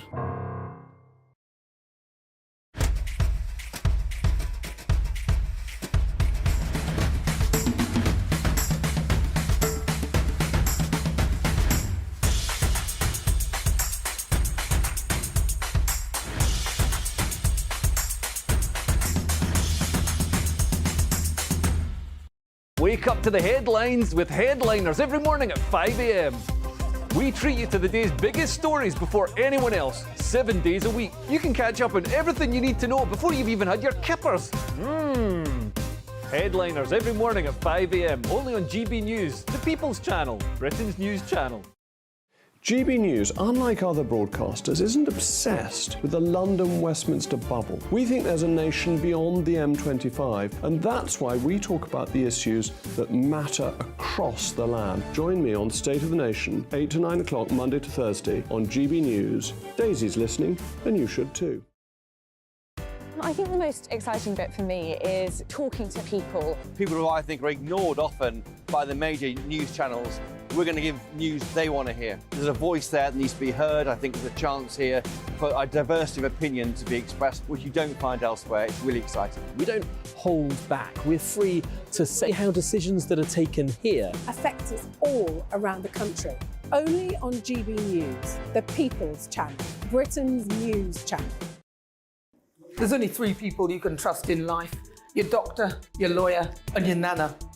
I'm not sure. So join me, Nana Aquare, at 3 p.m. every Saturday and Sunday, where we discuss the biggest topics of the weekend. Be ready for battle. Could you be quiet? What is this? It's on your teeth. It's on your teeth. I don't bite. Well, not without a good reason. Always honest, always fun. Every weekend at 3 p.m. on GB News, the People's Channel, Britain's news channel.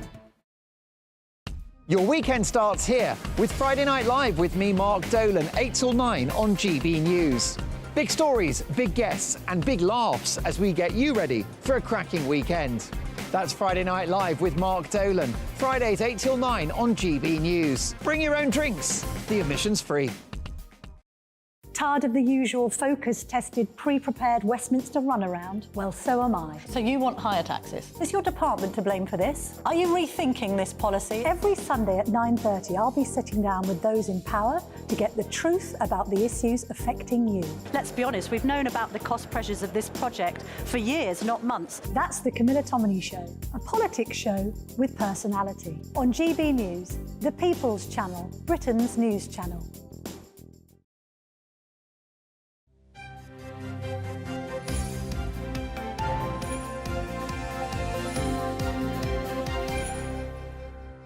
$7:40, let's get a catch-up on what Farage has been up to, should we? His jungle journey enters its final week. Is that how it works? Well, does eviction start Evictions tonight? now start to take place tonight, So so everybody's eviction talking. every day, then? It must be if it's the final week. We don't watch it enough, do we? I think you can tell. Anyway, if you want Nigel to continue his journey upon this programme, this is your chance to vote to keep him in. Yes, let's get the very latest then from the Gold Coast and our reporter Adam Sherry. Morning, Adam. What's been going on then? Yeah, morning, guys. We are live from the Gold Coast. We're actually on the beach because the weather is so lovely. Chris behind the camera has just gone for a swim. It's a hard life, but someone's got to do it. Yeah, as you say, today it's a big day in camp because the evictions are starting. So you're now voting to keep your favourite contestant, your favourite campmate, in the show, which means I've got a bit of a prop to show you, because after months of speculation, we can confirm that Nigel is launching his next big campaign, and that is to vote Remain. So there we go. For once, Nigel says vote Remain, and on the back as well, this is top quality merch. You've got his number there, so you can vote on the app as well if you like, but there's the number should you need it. So it's all kicking off. We've got 1 week left until the final. It's a week tonight, actually. Next Sunday is the final, so you've got to vote to keep Nigel in. As I say, that is vote Remain.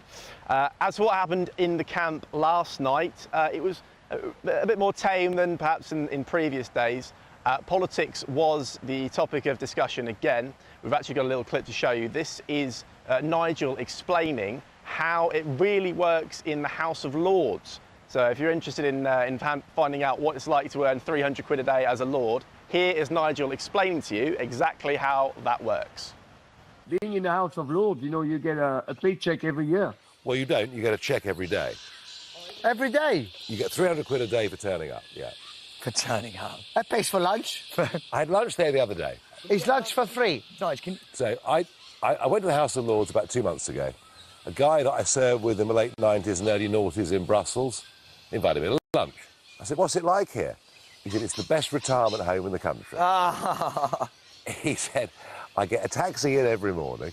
He said, I do a little bit of paperwork, sign in for the money, go to lunch in the subsidised dining room, and it's old-fashioned English food. It's roasts. It's I've been there. It's really cheap as well, isn't it? It's really cheap. Really cheap. And they go into the House of Lords at 2:30 for the opening of debates or whatever it is, and then off home. That's your day gone. That's it. Done. Like a piece of toast is like 5p. It's like, what?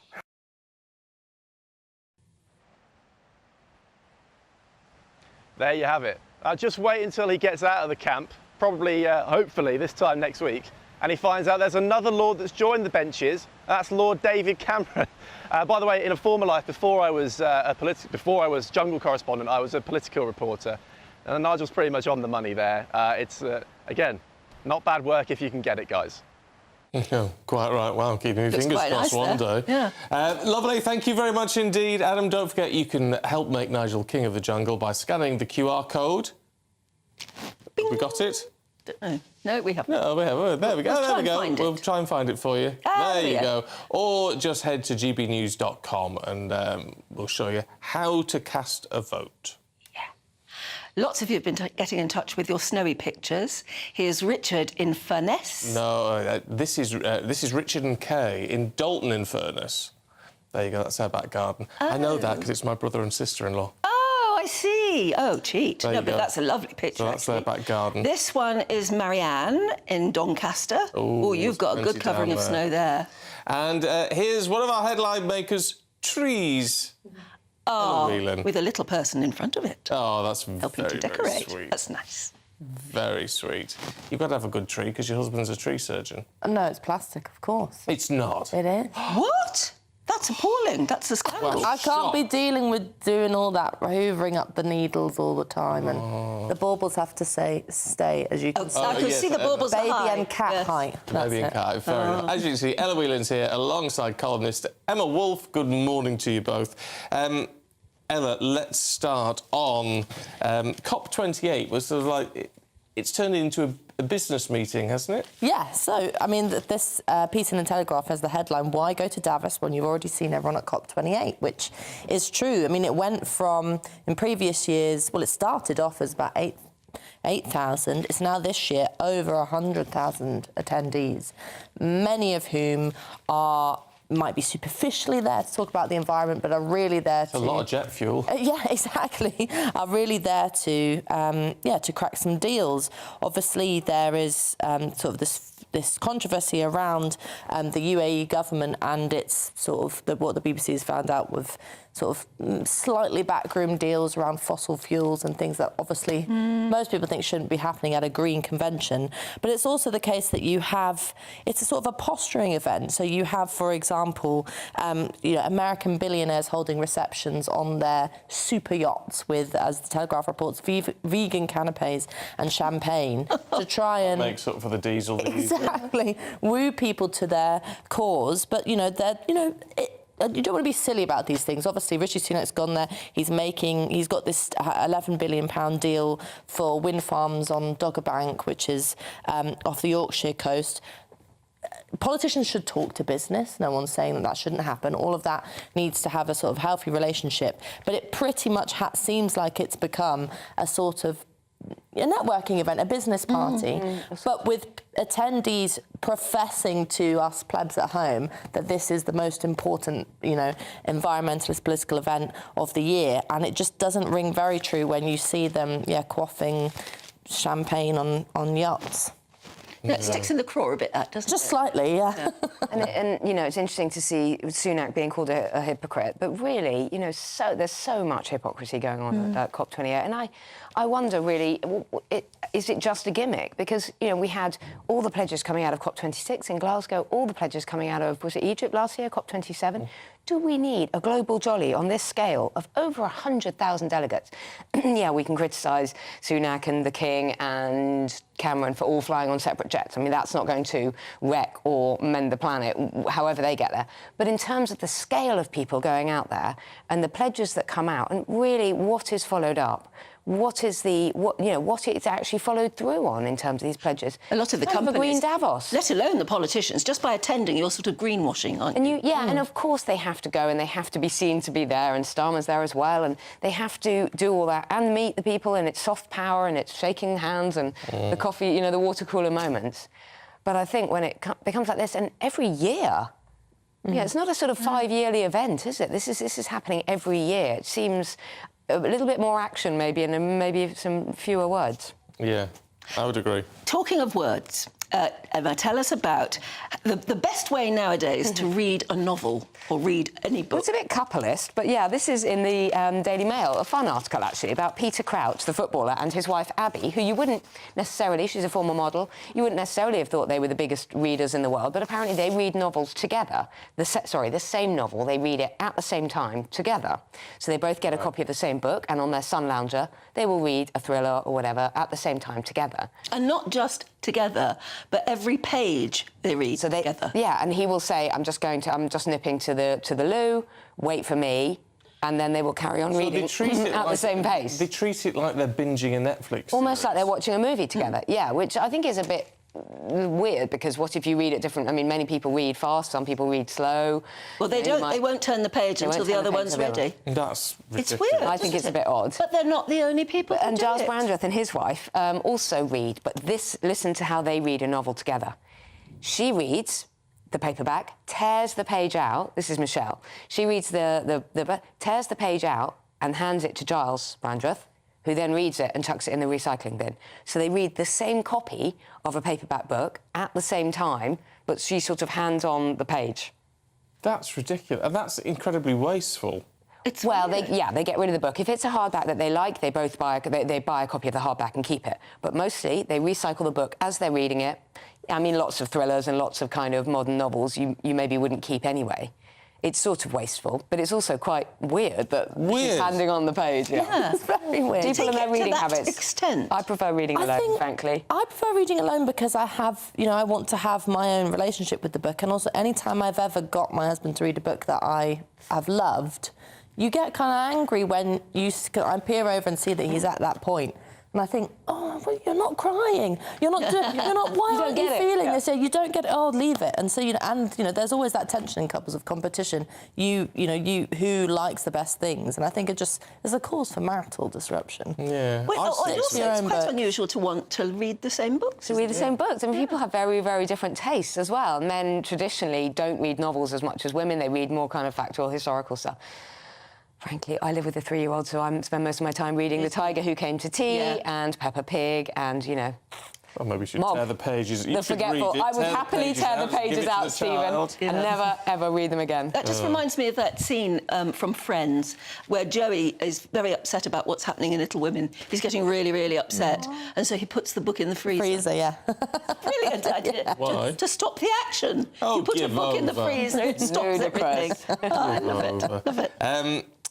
Let's stick with a lighter theme, Alicia, because Tony Bellew is in the jungle, along with our Nigel. Yeah. But his family are voting for him, or have been voting for him, to do the trials. Yeah, talking about families, I think this is a really funny story. So, his wife is quoted as saying, Rachel is saying that their 3 sons, Corey, Kobe and Carter, are all sort of teenagers, have been delighting in watching their father go through some quite difficult trials. And she, basically, the reason I like this article, she's just completely rinsing him and taking the mick out of him in the Sunday Mirror, talking about the fact that he's usually a very fussy eater and doesn't like textures and complains about food and stuff like that. But as she says, having now drunk a blended bull's penis, she's not going to take any of his complaints at the dinner table any longer. But I just think she says, we love to watch him suffer. And I think in this, there's so much spin around celebrities and there's so much nonsense and they lie so much. It's just quite refreshing to have a normal family say, yeah, we love to watch Dad suffer. Yeah. Because wouldn't we all? I mean, if our partners were in the jungle, you'd want them to not, be too mentally tortured, but I'd like to put a bit of fun. Spiders down their knickers, make them scream. Would you? Well, just, because you're sat at home having all the sort of having to deal with the boring social media and all the rest of it. I'd like to, really make them work for their fees. Well, that's the secret of the programme, isn't it? Yeah. There you go. Dear me. Emma, we've got to finish off with the weather in the Star. I can't resist a weather story. Yeah, well, we've been hearing all morning on the weather forecast, and obviously this cold snap is set to stay. It's now raining as well in London, which is sort of a pleasant twist. I was saying to the cabbie, oh, right, well, the rain presumably means it's going to warm up, and he said, no, it's going to be cold like this. And the Star, the front page, is this polar freeze, and they're basically saying it's going to be freezing like this and really bitter all over the country until right up to the new year. So that's something we can look forward to. Obviously, Cumbria police have declared a major incident. One homeless man who's been sleeping in his car elsewhere in the country was found dead, frozen in his car. He was offered shelter, but refused it. And terribly sad, but, from the December the 16th to the 30th, there's going to be colder interludes with a greater chance of longer cold spell later in the period. But then again, this weather, your weather forecaster there was saying it's actually in sort of towards Easter that you get the really cold weather. Goodness knows what's ahead for us. You always forget that it gets worse in the new year. I always think December is awful, and then February comes around and you think, I can't take any more of this. I know, you just expect it all to be over by Christmas. Yeah. But it won't be. Are you sending Christmas cards or are you just going to WhatsApp greetings? Apparently, according to John Lewis, here in the Daily Star as well, they say only 1 in 3 people will post fewer cards this Christmas. No, 1 in 3 people will post fewer cards. Most people will send a short festive greeting on WhatsApp to their WhatsApp groups. No. Yeah, I tend to get a little festive photo of the kiddo standing by the tree and send that round, but I haven't done cards for a good few years. I love post. I love post. I love receiving. Everybody likes receiving them. But I don't send it. Sending them is another thing. OK, let's get a check on the weather for you. That warm feeling inside from Boxed Boilers, sponsors of weather on GB News. Good morning, welcome to your latest GB News weather. I'm Ellie Glazier. It's a cold and frosty start this morning across the northern half of the UK. However, a bit of a cloudier picture across the southern half. Showers continue to push in from the west, these turning to snow over the high ground of Wales. Parts of the Pennines as well, perhaps seeing up to 10 centimetres of snow, and some icy conditions expected through this morning. Further north though, under those clear skies across Scotland, plenty of sunshine around through this afternoon, but feeling cold in that sunshine. Some spots perhaps staying below freezing. However, further south under that cloud and rain, a much milder day, around 8 to 10 degrees, but some strong winds from the southwest, perhaps taking a notch off those temperatures. Those strong winds in the southwest will bring another band of rain, slowly tracking its way north and eastwards through Sunday night and into Monday morning, bringing some heavy rainfall across the southern half of the UK to start the new working week. There's likely to turn to snow across parts of Wales and northwest England again, and another cold night across parts of northern England. Parts of Scotland seeing down to -5 or -6, but a little milder under that cloud and rain across the south. Rain, cloud, sleet and hill snow likely to spread its way slowly south and eastwards as we go through the day on Monday. This again turning to snow, particularly across parts of Wales and northern England. However, for Northern Ireland, Northern England and parts of Scotland, definitely seeing a much brighter day, and perhaps just a touch milder too. Temperatures still widely in the low single figures, but perhaps just a touch milder across the very far southwest. Looks like things are heating up. Boxed Boilers, sponsors of weather on GB News.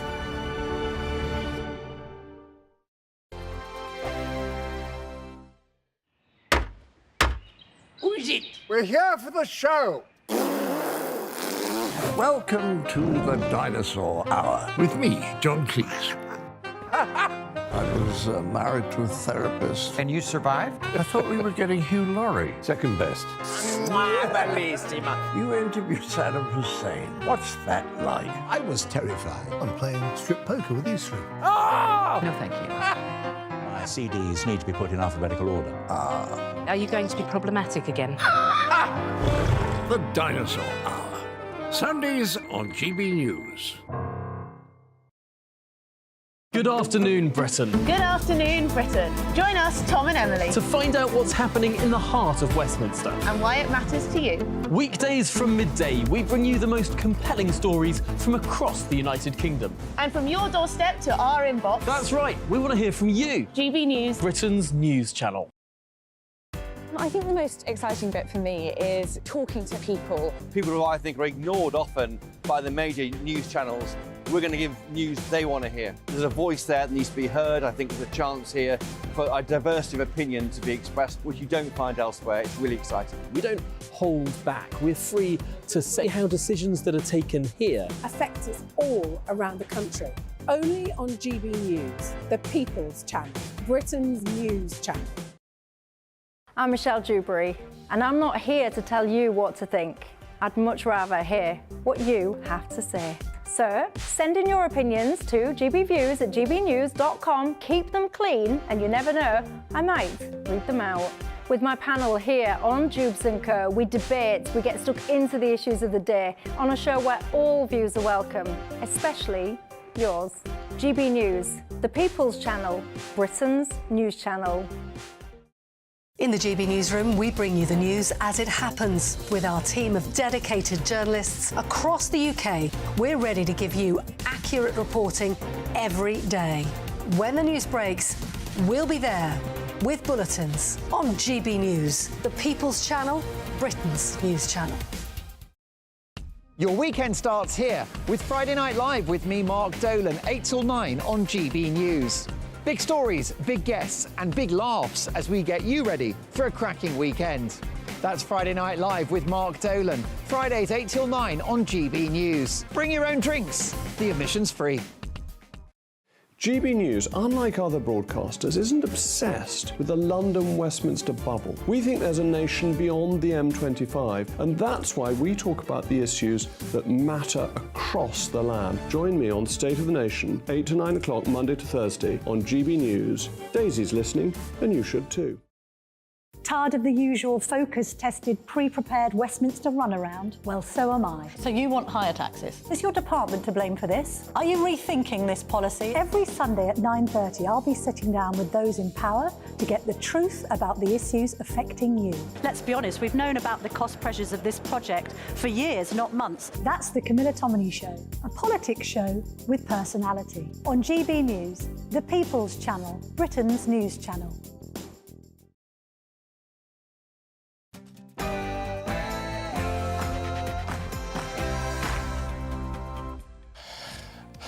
Good morning, it's 8 o'clock on Sunday the 3rd of December.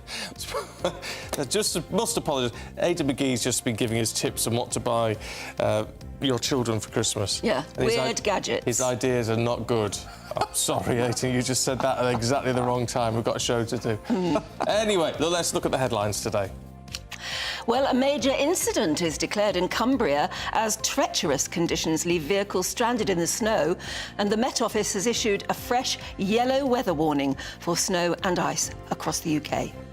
It's time to seal the immigration deal. The government's set to inject an additional £15 million into a treaty with Rwanda. The Home Secretary is preparing to head off to the East African country. We'll get the latest from our political reporter, Olivia Utley. Yes, Rishi Sunak's solution to the migration crisis seems to be to throw more money at the problem. But will it work when pretty much nothing else has? Find out more with me a bit later. And then a bombshell investigation has revealed that delivery companies are illegally paying Channel migrants to work whilst they benefit from taxpayer-funded hotels. Elsewhere, the country's areas of outstanding natural beauty have been rebranded. They're now national landscapes, and apparently that is meant to entice younger generations. And Ellie Glazier has your weather. It's been a cold and frosty start for many of us this morning, with further sleet and snow showers expected this afternoon. Join me later for the full forecast with all the details. Aidan's got all your sport and bad tips for Christmas presents. Yeah, I'm sorry about that. Yeah. We'll go do the sport. Let's stick to what I'm good at first. Yeah, all right. Yeah. Well, England and Scotland learned their fate last night in the Euro 2024 draw in Germany.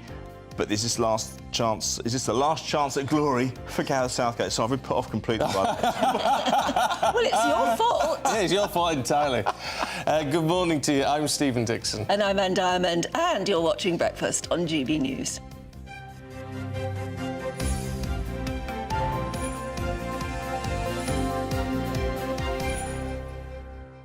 I mean, tips for Christmas presents, worth knowing. If you've got any good ones, gbviews@gbnews.com. Because I was asking the lads here, you know, what the latest gadgets are. Are there sort of new must-have gadgets this Christmas? For your boys? Yeah, because you're terribly into gadgets, and we are as a family. We love a gadget. And Aidan's suggestion was a camera that you can put in your ear to look inside your ear canal. I mean... Can you imagine that to someone for Christmas? Can you imagine wrapping that on Christmas morning? Oh, thank you. Oh, lovely. That's interesting. I can see how much wax build-up I've got. Thank you very much, Horrible. Mum. No, I don't think we'll go with that one. But if you've got any brilliant ideas for Christmas presents, for anyone, actually, I'd love to hear. Because yes. I've been going through the magazines that come with the Sunday newspapers, and they all say, you know, we've got the latest must-have Christmas presents. They're all really naff. Oh, are they? Oh, yeah, nothing new at all. I saw a couple of things that I fancied buying, and they turned out to be really expensive. And I was like, oh, no. How expensive is too expensive? It was a little mini drone thing, 400 quid. Oh, yeah. Looks amazing, but I'm not spending 400 quid. Not on a drone, which you will lose and will crash into a tree. Yeah. Yeah, I've been through the drone thing. Oh, have you? Oh, yeah. Anyway, yeah, you've got any ideas, let us know. Also let us know if you're caught up in this awful weather, particularly if you're in Cumbria today, because a major incident has been declared by Cumbrian police after heavy snowfall, with people told only travel if absolutely necessary. Oh, look at that. It's estimated that around 200 vehicles were stuck in the South Lakes area. Now, amber warnings were issued by the Met Office for snow and ice in many areas across the UK. Could actually see quite a lot of snow today as well. Yeah, and sadly in the same areas for a lot of people. So if you think you've had enough, you may have more. We're joined now by meteorologist and social commentator Jim Dale. Lovely to see you this morning again. Right. Yes, well, those people, particularly like Cumbria, who've already had a severe snowfall, are probably going to get more. Yeah, let's go back one and just tell you about what happened yesterday. So we had, give or take, that area saw about a foot of snow, level snow. That if you melt that snow, which is what meteorologists do, it equates to an inch. So that's an inch of rain. So that's enough in its own right. And I'll tell you the reason for it. Kind of a lake effect. The Irish Sea acted. It's slightly warmer, relatively warm compared to the land, freezing cold land, and that acted. So as the fronts came across, the rain turned progressively to sleet, then snow, and much as it occurs in the Great Lakes for Buffalo, places like Buffalo, that was a very similar effect. So that is why the yellow warning turned to amber partway through it. I think the Met Office were a little bit late, but let's not argue too much about that one. But yeah, Anne, there is more coming today. Now I'm looking at a radar just above my head here, and it's rain over Wales, mostly a little bit of sleet, and that when it hits the colder air further north as it goes into Lancashire, Cumbria area, the Pennines into North Yorkshire, yeah, it could well turn back to sleet and snow. So again, the warnings are out there. Watch the space. It's all marginal, this stuff. So difficult times. I mean, the problem is with all this, I mean, obviously, snow creates its own problems, as lovely as it is for some people. But even if you're not getting the snow, you've got the problems, presumably, of potential ice on the roads and pavements and everything else. It's a very dangerous, hazardous mix, whether you're driving, whether you're walking. People in the south probably wondering what we're talking about here, because obviously it's not affected southern counties in the same way as it's affected northern counties, and that will be the case in these next couple of 3 days. So the north, and particularly Scotland, stays icy. But I'm going to give you another one, if I may, and that is tomorrow we got another system coming in, another system which has got low pressure attached to it. It's quite a tight tight thing. So there'll be wind, but also heavyweight rain as well. Now, all that snow down, and not just Monday, but on Wednesday as well, quite heavyweight rain. So all this snow and the rain attached to it that's coming, I think we might be looking at floods at midweek again, going back to that miserable, and it will be miserable in the wind and rain, sleety rain in the north. I can't think of a worse mixture, to be honest with you. Stick with the snow, if you ask me.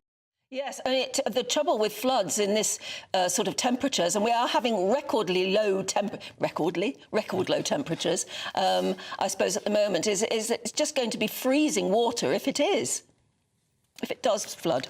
Yeah, I think, to be honest with you, there will be some movement away from the freeze. That's definitely the case as we go through the week, even in the north to a large degree.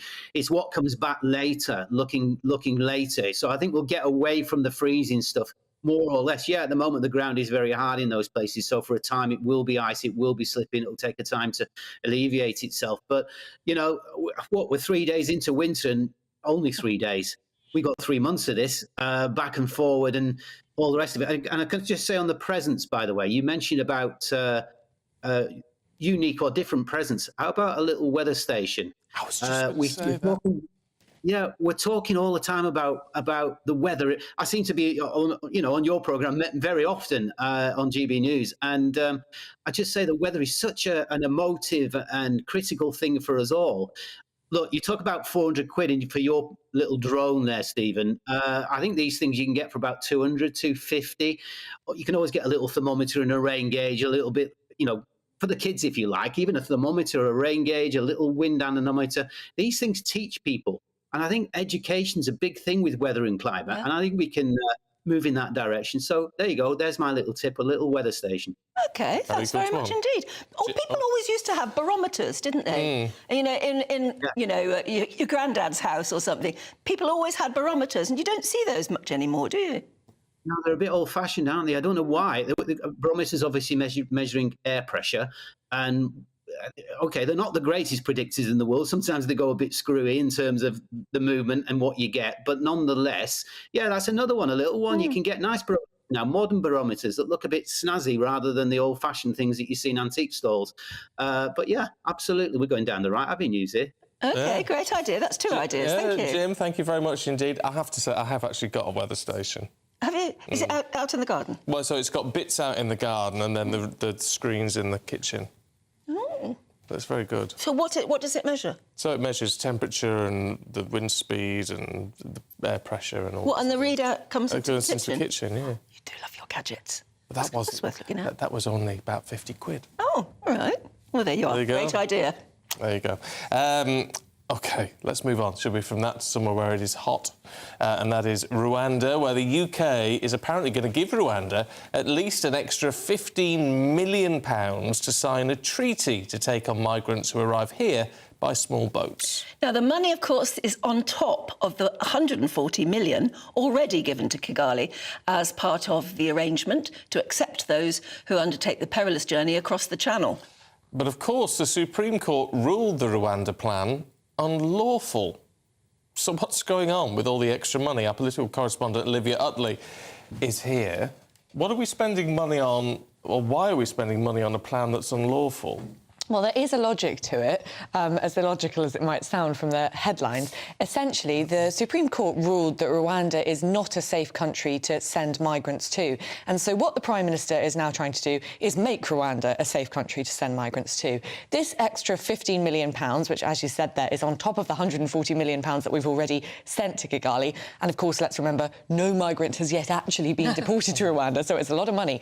This extra £15 million will be used to train and pay for extra staff to essentially sort out Rwanda's migration asylum policy. So there'll essentially be civil servants in Rwanda working to make the asylum system sort of make more sense, be more logical. And the idea is that once you've got a lot more workers there working on that asylum programme, it will be possible to send migrants over there, and the Supreme Court, hopefully, will then think that it's lawful because it'll be just a better system. that's the first. It's a two-pronged approach that Rishi Sunak's taking with this Rwanda plan to circumnavigate that Supreme Court ruling. The first is to try and make Rwanda safer, and then to rule it safe in the House of Commons. That essentially he wants to introduce. So he's got to convince the House of Commons that what we're now doing will make Rwanda safe. Absolutely. So he's going to chuck the money at the problem to try and make it a bit safer, and then he's going to go to the House of Commons with this emergency legislation and say, we, the House of Commons, deem Rwanda a safe country. So that means the Supreme Court ruling doesn't matter. So that means the Supreme Court ruling doesn't matter, because all the Supreme Court ruling said, it didn't say that it is illegal to deport migrants, it just said that Rwanda is not a safe country. So the idea is, make it a little bit safer in the first place, write this treaty with Rwanda, whereby Rwanda promises that they will use the money to shore up their asylum programme, and then use this emergency legislation to deem Rwanda safe in the Commons. And then, as you say, the Supreme Court ruling shouldn't apply. There are a lot of hurdles before we get to the end of this plan. Well, you've got to get a vote in the House of Commons. You've got to get a vote in the House of Commons, which is, I mean, the Conservatives, we forget this because obviously they've been in a lot of trouble recently. They do still have quite a big majority. They should be able to pass it in the House of Commons. Are the Lords? That's the problem. Yes. I mean, it gets into the Lords, and then what happens there? Because the Rwanda, there is a sort of archaic piece of legislation that prime ministers can use to force legislation through the House of Lords, but only if that particular pledge was on the manifesto. So if a government was elected on a particular pledge, and then the House of Lords blocks that pledge from making it into law, then the House of Commons can technically overrule it. But it wasn't on the manifesto. So that's the problem. Is that they the said Parliament they would. Act? The Parliament Act, exactly. And then you've got to get past the bank of human rights lawyers who are going to fight each individual case anyway. Well, absolutely. There is a sort of nuclear option, as they're calling it, which would mean the emergency legislation was so tight that no human rights lawyer could possibly fight it in the courts. But there are a lot of Conservative MPs who essentially say, well, that would mean leaving the ECHR, the European Court of Human Rights, in all but name, so they don't want to do that. So it's a very, very thin line that the Prime Minister's trying to walk at the moment. But he's got to save face on this one, hasn't he? He's got to save face. I mean, I think essentially most Conservatives agree that the election is already lost, but if he sort of gives up now, then I think we're looking at sort of decades long of Conservatives being out of government. So, as you say, he's got to try and save face. The problem is, the more there's the focus there is on the Rwanda plan, the more it is sort of perceived, even if not really, as the sort of silver bullet, if you like. So even if they get it all through, even if it all happens and they start shipping a few hundred people out there and it doesn't significantly act as a deterrent, then what else do they do? Well, absolutely, and I think that is very likely to be quite a big problem. About 6 months ago, we were all saying that the big problem with our asylum system was that too many Albanian criminals were coming over here and posing as migrants. The Prime Minister then signed a deal with the Albanian Prime Minister, and it has resulted in a massive drop in the number of Albanian migrants coming over. But, of course, lots of people come in their place. So getting ahead of this crisis is sort of all but impossible. And as you say, the Rwanda plan isn't a silver bullet. Even the Home Secretary, the new Home Secretary, James Cleverly, has now said that Rwanda isn't a silver bullet. And what happens if they do lose the election and Keir Starmer is the next Prime Minister? What would he do? He does have a plan. His plan, which I think will go down pretty badly with quite a lot of Brexiteers, is essentially to sign up to the EU's migration policy, which means that each EU country takes a quota of migrants who come over to the EU in general. But what we would be able to do is send back migrants who reach these shores via France, because France is a safe country, and that's why it's illegal for them to come over here. We would be able to send back those migrants and, in exchange, take our own quota of migrants from the migrants who arrive over in the EU. But we could obviously end up with more migrants coming over here because we have quite a big population. But would he abandon Rwanda? After spending all his money on it, would he just abandon the Rwanda plan? He said that he would abandon the Rwanda plan, but he wouldn't. There are some things which he would keep. So, for example, the Bibi Stockholm, keeping migrants on barges, etc. The Labour government, getting a bit ahead of myself, the opposition has said that they would have to keep plans like that in place because of the level of the crisis. It's just... even if it makes sense, the idea of us being part of an EU quota is just seems crazy when we're not in the EU. Well, not if it works, I suppose, but we'll face that bridge when we come to it. We will, we will. Olivia, thank you very much indeed. Right, it's 8:16. The former Prime Minister Boris Johnson has called the racism row surrounding the royal family normal and not remotely racist. Yes, that's about discussing the colour of Archie's skin before he was born. He said it's what every family does. Quite natural. Yes, I think most of us would agree. The row reared its head in the wake of that new tell-all book, which apparently comes to print this week in the UK. The English version has made no mention of who said what. The Dutch version did. Mysteriously pointed the finger at two particular senior royals. Yes, it did. And then, of course, the author said, well, I didn't put them in there. Yeah, and the translator said, well, I didn't put the names in there. So what's all happened? Well, the revelation of the accused royals made headlines right around the world. And, of course, the Dutch publishers had to pull their books off the shelves and pulp them. Oh, let's talk to royal commentator Jenny Bond. Morning to you, Jenny. Look, as far as Boris Johnson getting involved in this, I don't know if that's helpful or not to the royal family, but he is speaking common sense, isn't he, when he says, well, if there was a conversation around what Archie was going to look like, that's just what any family does. Yeah, and I think a lot of people are singing to that same tune now. I think it's something perhaps that many of us were hesitant to express at the time.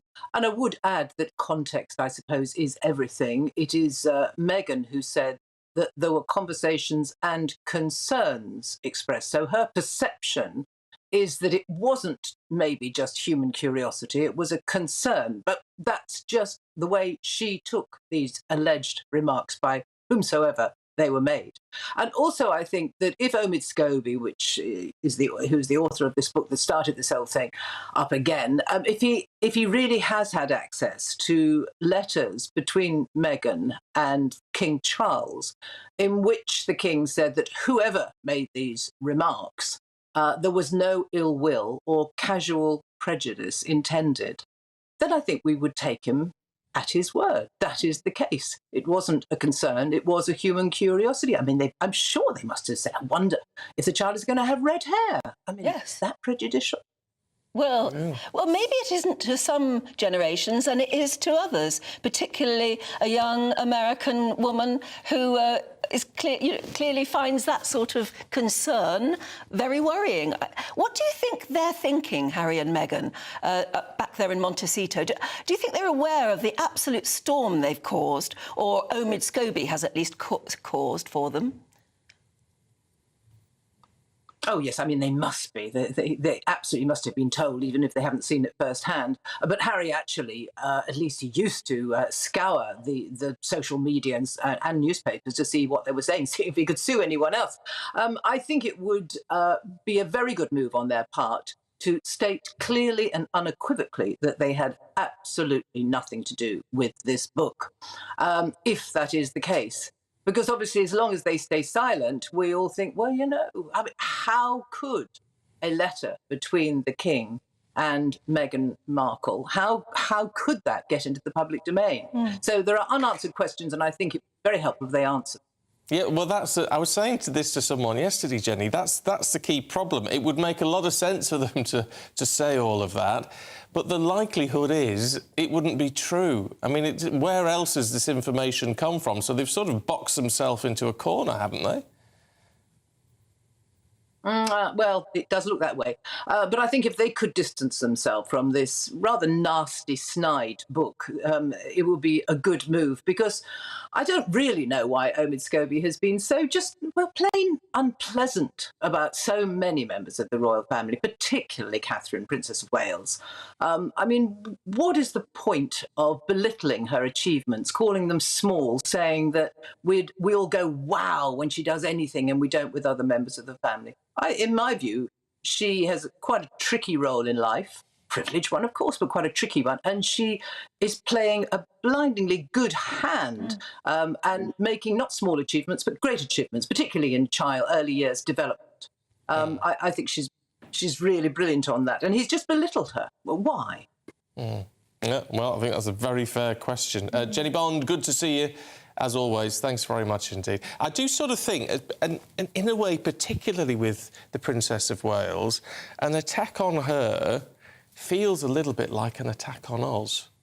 Yes. In a way, am I overdoing that? Or because I just think we're so proud of what she's done and the campaigning work that she's doing in the early years, but also even little things like when she, whatever it was, and she starts playing a piano and all that, and sort of getting a bit more in with the younger crowd and all that. I just sort of think that sort of stuff is so lovely. Yeah, and they're doing a grand job. I think they really are. And I think all this must be breaking King Charles's heart because Harry is his son. And you don't just stop loving your son, even though you might really want to be very angry with him. Well, I mean, forgive me, the Sunday Express this morning, Charles, I'll never give up on Harry. And of course he won't give up on him. No. But it doesn't mean his heart isn't breaking about all this. I think it's... Omid Scobie has just stirred the pot yet again, and he really didn't need to. No. And so cruelly. I'd have firm words with him if I ever came across Omid Scobie. If the Palace is going to sue anyone, they would have to sue the publishers of what is basically a libel, wouldn't they? So they'd have to sue the publishers, and that's, I think, what they should do. Yeah, so it'd be the publishers and the author. And, well, I don't know, not if the author said I never put those words in there. Well. But the publishers can't get away from the fact they published something with two names in it. But then, frankly, anyone who repeated the libel. Which is a lot of people now. It is now, yeah.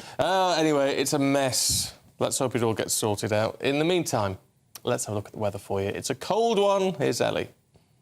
Good morning, welcome to your latest GB News weather. I'm Ellie Glazier. It's a cold and frosty start this morning across the northern half of the UK. However, a bit of a cloudier picture across the southern half. Showers continue to push in from the west, these turning to snow over the high ground of Wales, parts of the Pennines as well, perhaps seeing up to 10 centimetres of snow, and some icy conditions expected through this morning. Further north, though, under those clear skies across Scotland, plenty of sunshine around through this afternoon, but feeling cold in that sunshine. Some spots perhaps staying below freezing. However, further south under that cloud and rain, a much milder day, around 8 to 10 degrees, but some strong winds from the southwest, perhaps taking a notch off those temperatures. Those strong winds in the southwest will bring another band of rain, slowly tracking its way north and eastwards through Sunday night and into Monday morning, bringing some heavy rainfall across the southern half of the UK to start the new working week.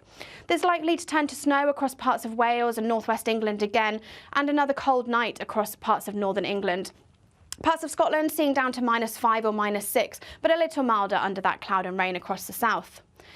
Rain, cloud, sleet and hill snow likely to spread its way slowly south and eastwards as we go through the day on Monday. This again turning to snow, particularly across parts of Wales and Northern England. However, for Northern Ireland, Northern England and parts of Scotland, definitely seeing a much brighter day, and perhaps just a touch milder too. Temperatures still widely in the low single figures, but perhaps just a touch milder across the very far southwest. Great. OK, well, as I said, and as we've been saying all morning, if you've got pictures of the snow, now the sun is up, if the snow is anywhere near you, do take a picture and send it to us, won't you? And also of your Christmas trees, we want to see them too. gbviews@gbnews.com, you know how to do it. Now, here's a question for you. Do vegans have the right to stop all British students eating meat and dairy? We're going to be debating that after the break.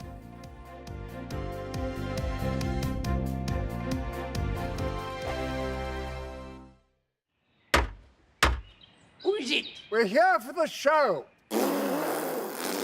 Welcome to the Dinosaur Hour with me, John Cleese. I was married to a therapist. And you survived? I thought we were getting Hugh Laurie. Second best. You interviewed Saddam Hussein. What's that like? I was terrified. I'm playing strip poker with you three. Oh! No, thank you. My CDs need to be put in alphabetical order. Are you going to be problematic again? The Dinosaur Hour. Sundays on GB News.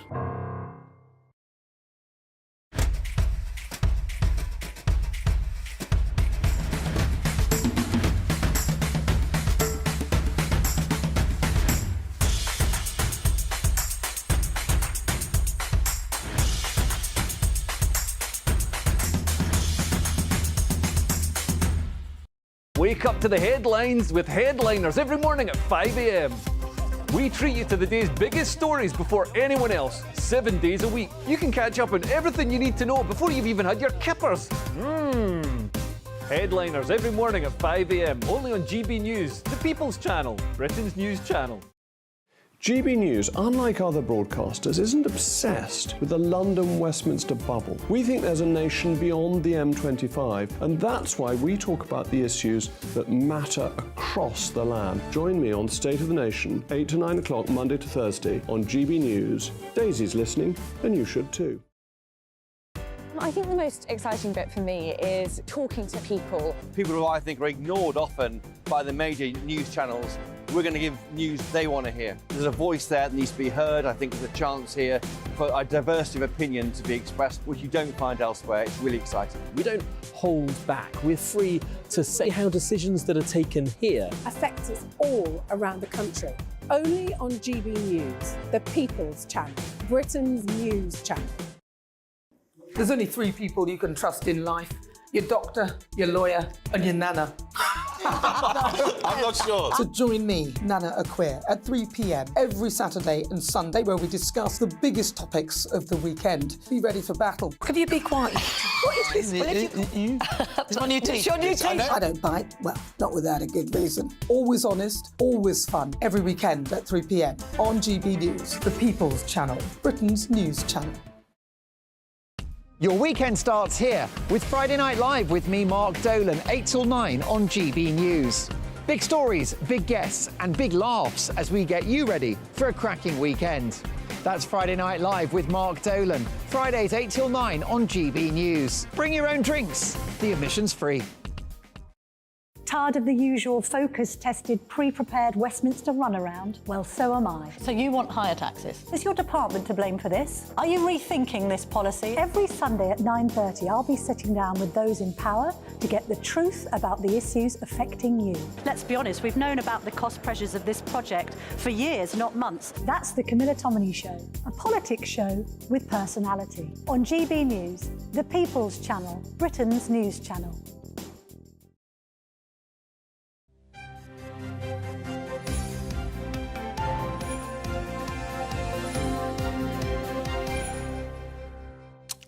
It's 8:28. Good morning. You're watching and listening to Breakfast with Stephen and Anne. Are you having your breakfast? And if you are, what are you having? Oh, make us hungry. No, well, I ask because if you're a family and one of your family is vegan, would it be unreasonable for them to say, well, I want everybody to eat vegan? It might just be me, it might just be 25% of the family, but you all need to do it now. No, I mean, I've been vegetarian for years, but my kids have always eaten meat. Yeah. But I don't cook it. They don't cook it, almost still mooing when it's on the plate, the way they have it. Yeah. But I won't cook it, but certainly, you totally accept that other people have their way of eating. I've been a very strict, I'm not vegan, but a very strict vegetarian for 45 years, or nearly 45 years. My husband eats meat, all the rest of the family eat meat. I wouldn't try and stop them, make him brush his teeth afterwards. But that's what we're talking about, though, because it's whether you would enforce your veganism or vegetarianism on others. There's thousands of students at one of Britain's top universities will be forced to go vegan after woke activists won a vote banning meat and dairy products. Yeah, just under 800, that's less than 3% of the 28,000 students at Warwick University backed a motion forcing union-run catering outlets to adopt plant-based menus. Gosh, so have extremist vegans gone out of control? And what right do they have to dictate what others eat? Well, let's find out, should we, from the horse's mouth, as it were. Vivek Venkatram is the president of the Warwick Vegan Society and joins us now alongside Gareth Wynne-Jones, who's a farmer in Snowdonia. Good to see you both this morning. Vivek, no problem at all with you eating however you want to eat, but why should fellow students at the University of Warwick who aren't vegan be forced to do the same? So yeah, first of all, pleasure to be here with you, Stephen and Anne, on your breakfast show. We had nearly triple the turnout compared to the previous all-student vote, and all students had the opportunity to share their voice in this publicized and transparent democratic vote. We have been campaigning on the ground extensively for the past many weeks and months to maximize the turnout, and well, students have voted. This is part of a broader national and global movement where students across the UK are leading institutional change at the universities, which are thought leaders in climate research. But isn't the most precious thing about our society is that most people have a choice? And you're not giving people a choice, are you? And I would have to disagree with you there, This is a democratic vote. Students have voted here. Students across the UK and 7 other universities have committed to similar transitions at Birmingham, Cambridge, and UCL. Just a number of universities who have done that. We're seeing this at the national level too. The government made alternative proteins a key investment area in its 2022 food strategy. Globally, Denmark and South Korea have recently come out with their plant-based roadmaps. Germany, Singapore, and US have committed key investment in alternative proteins. So governments understand the urgency of the plant-based transitions, and we as students are taking concrete action to accelerate that. This is a vote, this is democratic, and that's what I'd like to tell you. OK, Gareth, what do you make of that? I mean, it might not be something you back, but if people are voting for it, then that's democracy, isn't it? Yeah, they can vote themselves sick and hungry if they want. That's up to them, But it's a freedom of choice, in my belief. He just said again, alternative proteins. And them alternative proteins will be rubbish, I'll tell you. I respect the both of you sitting in front of me as vegetarians, and that's a personal choice. Exactly the same for me. My family's worked this land behind me for 375 years.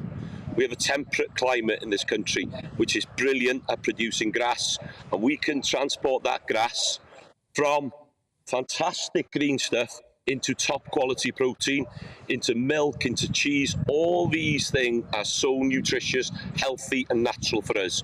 Do you know what? If them students want to vote themselves into a sick, poor diet, carry on, jog on, because do you know what? I'm sick to my back teeth of this community and the way people are treating us as farmers. We're the people that are feeding you every single day. I watched that programme on Friday night on Channel 4. I don't know if you've watched it, but we've got a globe-trotting journalist who comes up and tells everybody to stop eating beef because it's destroying the planet. I stand here in the morning and I watch 40 aeroplanes an hour passing my farm. And my cows, farts and burps are getting blamed for this. God almighty, wake up and smell the coffee, people. This is a major problem. These young students have been misled, misguided, and they are going to be sick and ill as they go older. Let's build a better Britain on our bellies. Let's start eating seasonal, local food. Let's start backing British agriculture. Let's bring this back to the people. Because I'll tell you, the vegans are a tiny minority with a massive voice. And I am sick to death of listening to them. I've had enough, and a lot of farmers feel the same, and mainstream media needs to address what they're doing, because they're giving these people massive platforms. There's massive money behind this, to do their promotional advertisement stuff, and I feel we need to change. I feel we need to start listening to the people that are feeding you. So please, back British agriculture.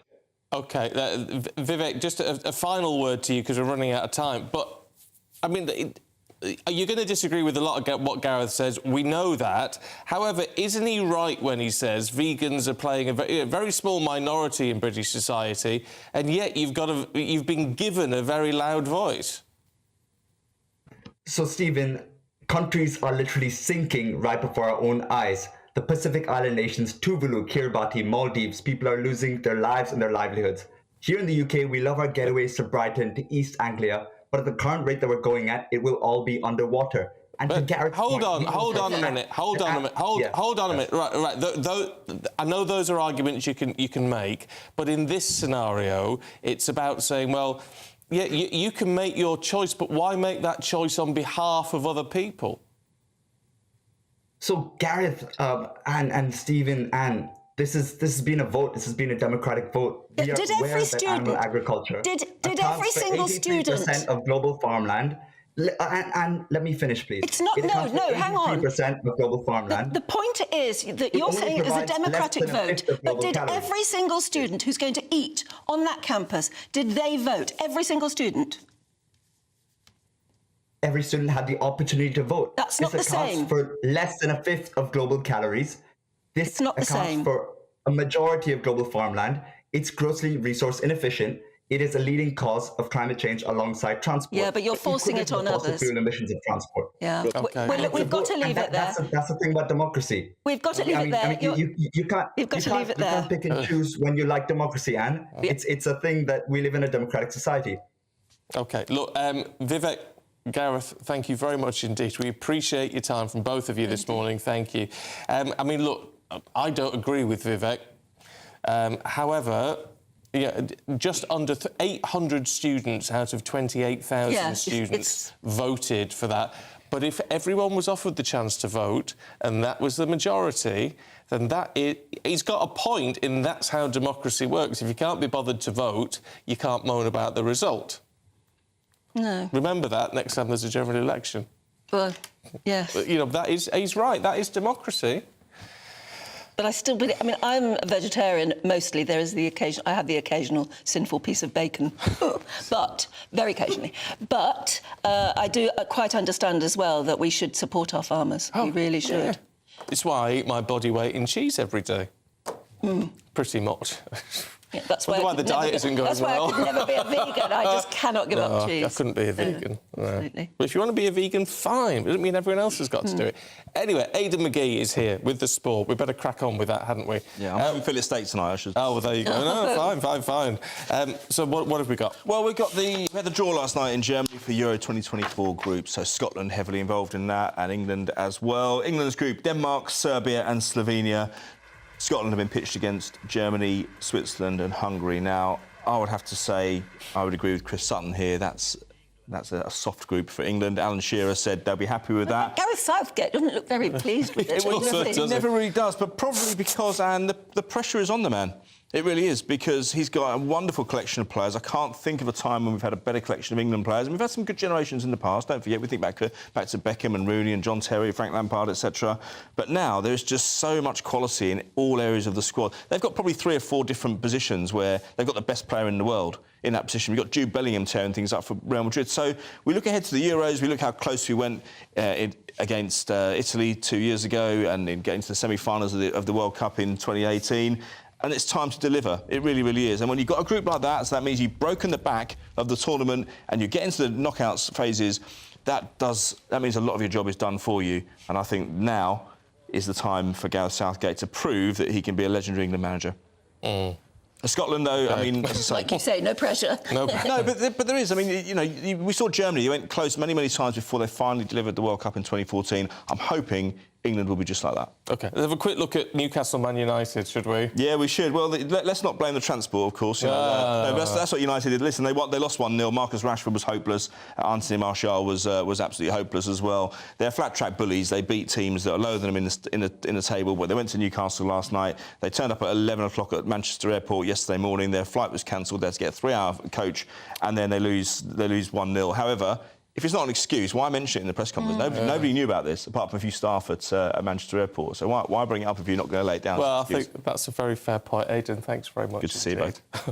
Now, a study has found that modern men are no longer afraid to cry. But why is that? We'll find out in a couple of moments with Headline Makers.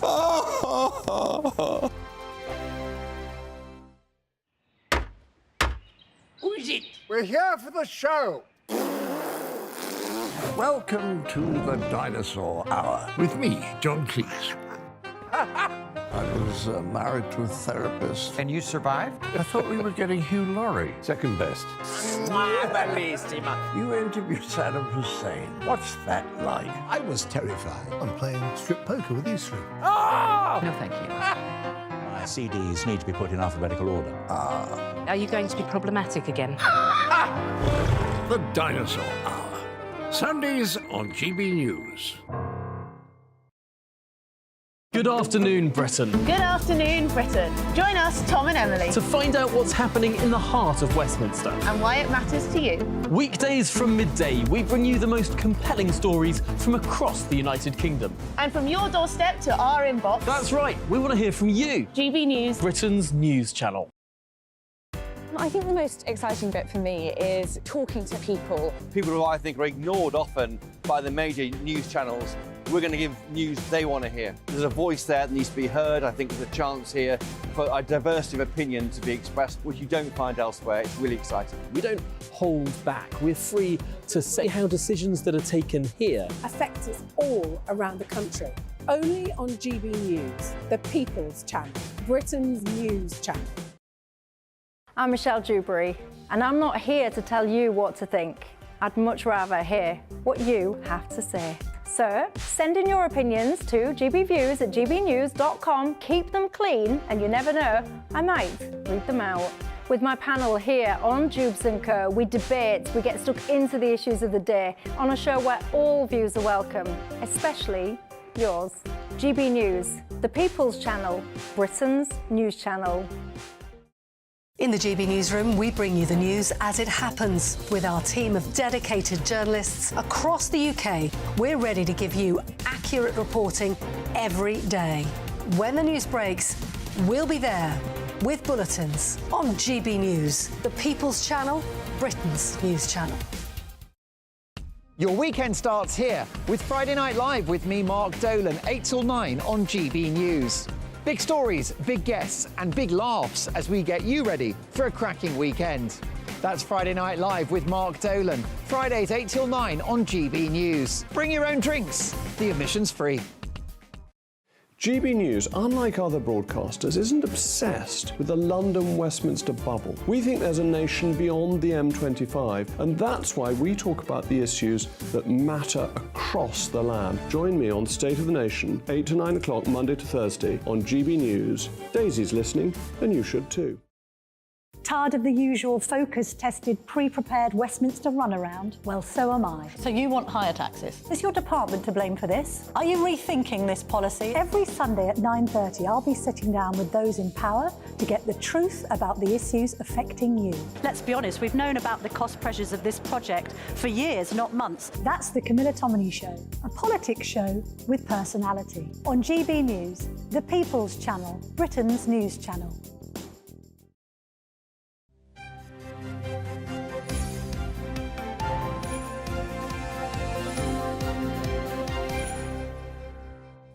.43, I've calmed myself down now.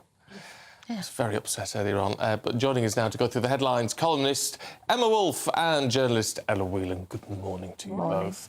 So... Let's start off with that subject then, that men are the weeper sex. Yeah, tell us more, Ella. Yeah, this is... Well, I think it's something that we all know, which is that there has been a shift... Well, that it's, a lot of male celebrities have been crying in public more. So there's a kind of new study out. There's 1,000 men and 1,000 women found that 69% of men admitted crying compared to 71% of women. So pretty much exactly the same. So the kind of old idea that it's women are very emotional and men are very stiff upper lip is sort of being broken down. Yeah. But the interesting thing is that I think most of us know that even your sort of strong, silent type is able to, most men are probably able to express their emotions in the privacy of their own home with their loved one or whatever. I remember seeing my father cry at his mother's funeral, the only time he ever did, in the moments that matter. And I'm not sure how good it is that, I think it's good that men can express their emotions, but I'm not sure how good this sort of public emoting thing is. And also, I mean, I think it's a bit of a flawed argument. I just don't think most men don't want to cry. That's it, yeah. In the same way as women. I mean, I occasionally shed a tear. I might get a bit dewy-eyed, but I'd never burst into great sobs and... But I don't think... And lots of women don't either. I can't remember the last time I cried, but I feel, as I hope men do, that I'm able to, if I want to, or, if I need to express emotions, but I don't manifest that as crying. I don't cry at books or movies, for example. I think this is really important in that we're moving towards... I mean, we know that male suicide is much, much, much higher than female suicide and men, mental health of men and depression and all of that. So it's really important that they're able to have an outlet. But whether it actually has to be tears and sobs and wailing or weeping, I think that's kind of beside the point. You can feel intensely, can't you? You can feel overwhelmingly sad or lonely without crying, without anyone even knowing. The funny thing is, though, I mean, you're saying I think most of us do know how to keep it in, but it is good to let it out sometimes. It is, yeah. I mean, A good there's cry something does feel chemical good. about crying, isn't it? You feel better after a cry. Yeah.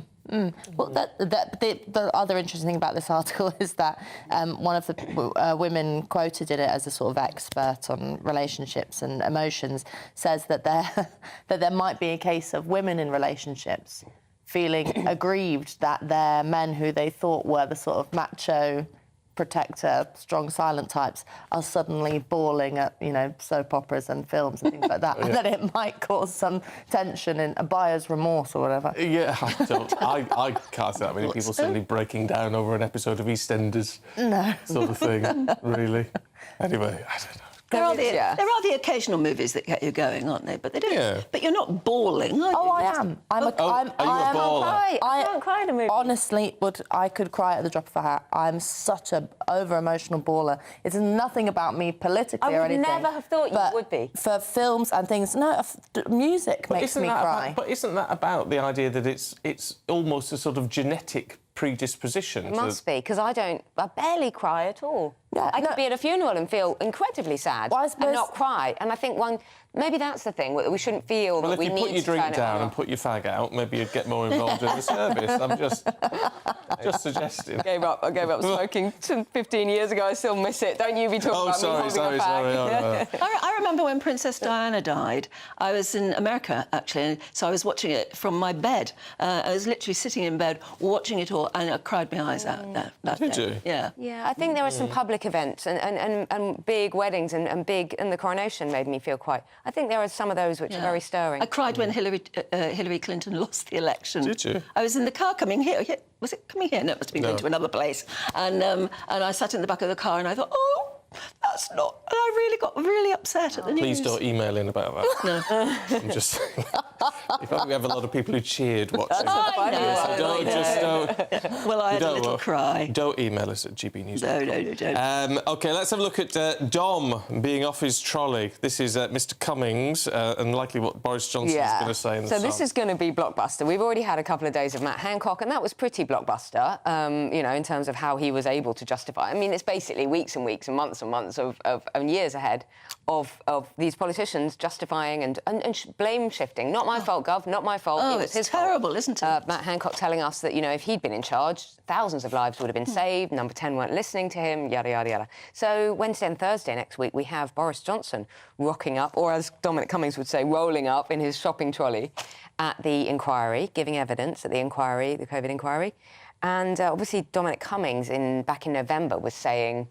Boris Johnson's like a trolley. He veers from one position to the next. He's inconsistent. 1 minute he wanted to open up, the next minute he was in favour of lockdown. So Boris Johnson will get his chance this week.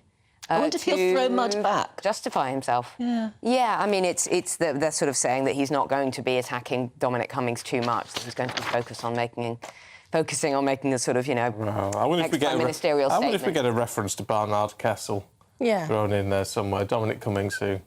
Well, it would be too delicious not to. I mean, there's you know, this has become like a political soap opera in many ways, which is depressing for those of us who actually care about what happened during those hellish years. But, you know, there is also I think probably what will be most pressing on Boris Johnson's mind is the fact that, you know, troubles within the Conservative Party and his alleged desire to get back into the seat, you know, control seat. So this is sort of a performance in which will be judged as whether or not he'll be allowed back near the prime ministerial. I don't think he wants to do that. I don't. It's going to be on GB News in the new year. Yes. What do you want? He's making a lot more money as not being a prime minister, just public speaking and stuff, than he is as a prime minister. I think he's done that, you know. Yeah, well, yeah, I would think so. Anyway, let's have a look at the Telegraph, Ella, should we? Because there's a Labour councillor who's taken on a role of a lot of people would argue very important. He's in charge of climate change within his council or whatever, and in doing so, he's flown 40,000 miles. Well, this is... The Telegraph has attempted... It's an estimate. They've looked at his Instagram account and have seen all these pictures of cheeky trips that's his words. Cheeky right. trips to this and that kind of place. And I've estimated that he might have flown 40,000 miles. He's one of my local councillors, Hackney's cabinet member for climate change, Meet Coburn. And it's just interesting because I think that most people would have no problem with anyone going on holiday. And he's come back and said, well, a lot of it was by rail and a lot of it's for my work, and that's fine. And even going on a cheeky trip to New York, because he's got nice pictures up on his Instagram, wouldn't we all, if we had the money, want to do that? Travel, from my point of view, is a good thing. It opens your eyes to the world, you meet people, you have new experiences. It's an education as well as an enjoyment. The problem is Mr Coburn is part of Hackney Council and the Labour Party, but also Conservatives, this narrative that, as he puts it in one quote, the way we travel can have a huge impact on the climate. And he's pro-LTN, he's pro-ULEZ, and the narrative is, don't travel to save the planet, you little people. But I will swan off wherever I like. Yeah. And that sticks in the craw. It does, and it's a little bit like the images coming out of COP. I've just seen another picture of John Kerry strolling off his private jet, literally with the sort of quote from him underneath saying, we must stop travelling, we must stop flying, we must save the planet. And they're literally strolling off their private jet. So I think it's the blatant hypocrisy.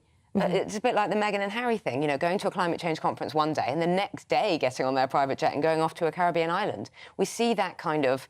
flying off to a concert. Yeah, to a concert or something really that's just a kind of, celebrity jolly. And then you have conversations about how terrible it is that your average family wants to go to Malaga on their summer holidays. One holiday a year. Yeah, and there's... To Europe. There is a class dynamic to all of this, which is that, of course, if I go off on my fancy conference with all the sort of delegates, and that's very important, but if you want to go to Benidorm for a week... You want to get crammed at the back of an EasyJet plane. It's not fun. You're doing something wrong. Yeah, exactly. I know, I stopped feeling guilty years ago and I squeezed when one has into the my occasional EasyJet, holiday, exactly. flying to Alicante, and you just think, I'm not going to feel guilty about this. No, it's an ordeal. It's an ordeal. It is an ordeal. And if we didn't have to fly to local sort of Spanish hotspots in Europe, we probably wouldn't if we could get there some other way. Yeah. We've got a minute left. Let's have a quick hello, Emma. Oh, yeah, this is a nice one, because we've talked about loneliness quite a few times. And this is just, it's an obvious story. It's in the Mail on Sunday. Saying hello to happiness by chatting to strangers, and how the simplest interactions, even just saying hello to someone in the supermarket, in the street, can really boost. And you know that feeling when you're just low, or you're feeling a bit lonely or whatever. And you just get talking to someone that you don't know, and it's about nothing, and then you move on with your day, but you somehow walk off with a spring in your step. And so this is just the loneliness. And actually, funnily enough, at present, just as we anticipate Christmas, it's easier to do to say Happy Christmas to somebody than you might any other time of the year. Just say hello. It's actually there's a smile and a Happy Christmas. Someone buying their mince pies. It's easier to do. And nice. I don't know about you, but I find having a kid has made just people lean in the buggy, and you suddenly are talking to everyone. It's a really wonderful thing that opens you up to the world. So. Yeah, and I tell you what, people on the street as well, people who are homeless, asking for money and things, and if you haven't got any money, because I rarely have any cash on me, just say, oh, I'm sorry, but just acknowledge that they are a person too, because that walking past and literally treating someone as though they're invisible, I think, is one of the worst parts of... So have a lovely day and say Happy Christmas to somebody today. Thank you, ladies, very much indeed. It's been a pleasure this morning. We've got your weather forecast now with Ellie Glazier. That warm feeling inside from Boxed Boilers, sponsors of weather on GB News.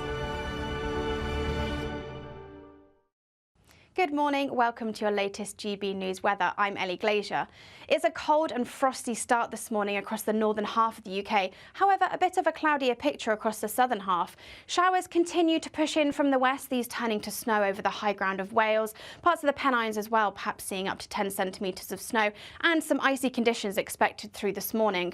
Further north though, under those clear skies across Scotland, plenty of sunshine around through this afternoon, but feeling cold in that sunshine. Some spots perhaps staying below freezing. However, further south under that cloud and rain, a much milder day, around 8 to 10 degrees, but some strong winds from the southwest, perhaps taking a notch off those temperatures.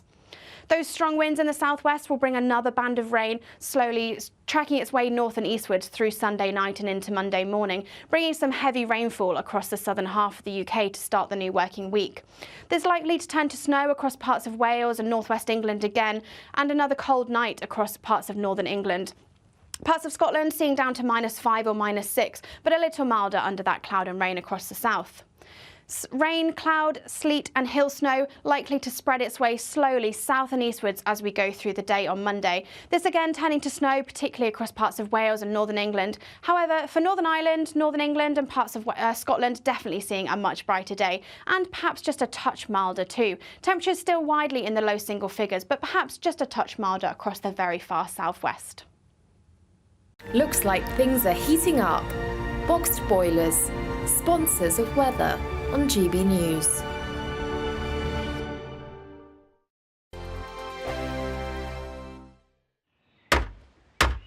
Who is it? We're here for the show.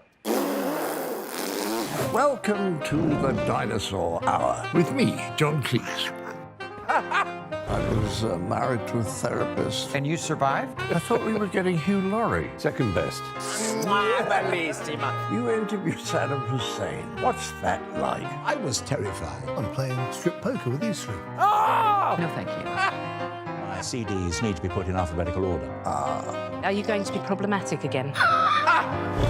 The Dinosaur Hour. Sundays on GB News.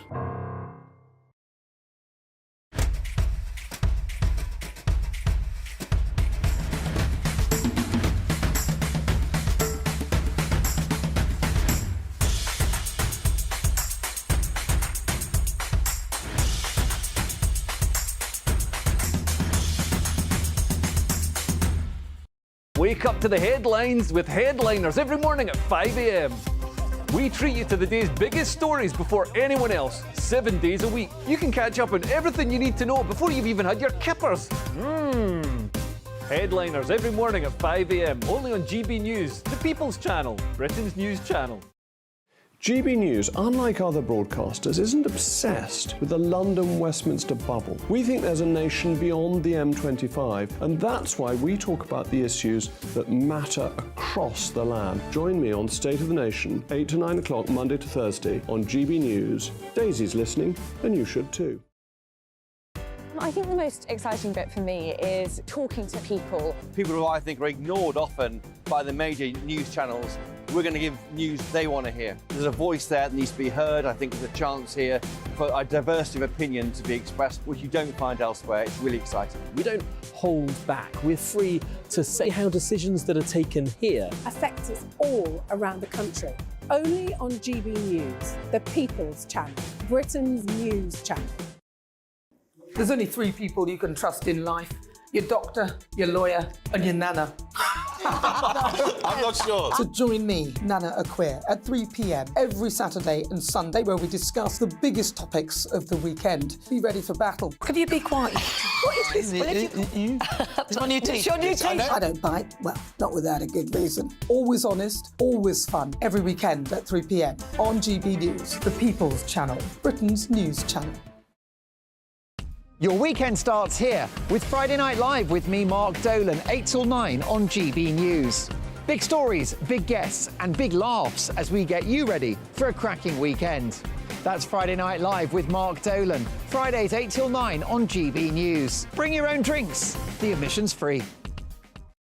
Tired of the usual focus-tested, pre-prepared Westminster runaround? Well, so am I. So you want higher taxes? Is your department to blame for this? Are you rethinking this policy? Every Sunday at 9:30, I'll be sitting down with those in power to get the truth about the issues affecting you. Let's be honest, we've known about the cost pressures of this project for years, not months. That's the Camilla Tominey Show, a politics show with personality. On GB News, the People's Channel, Britain's news channel.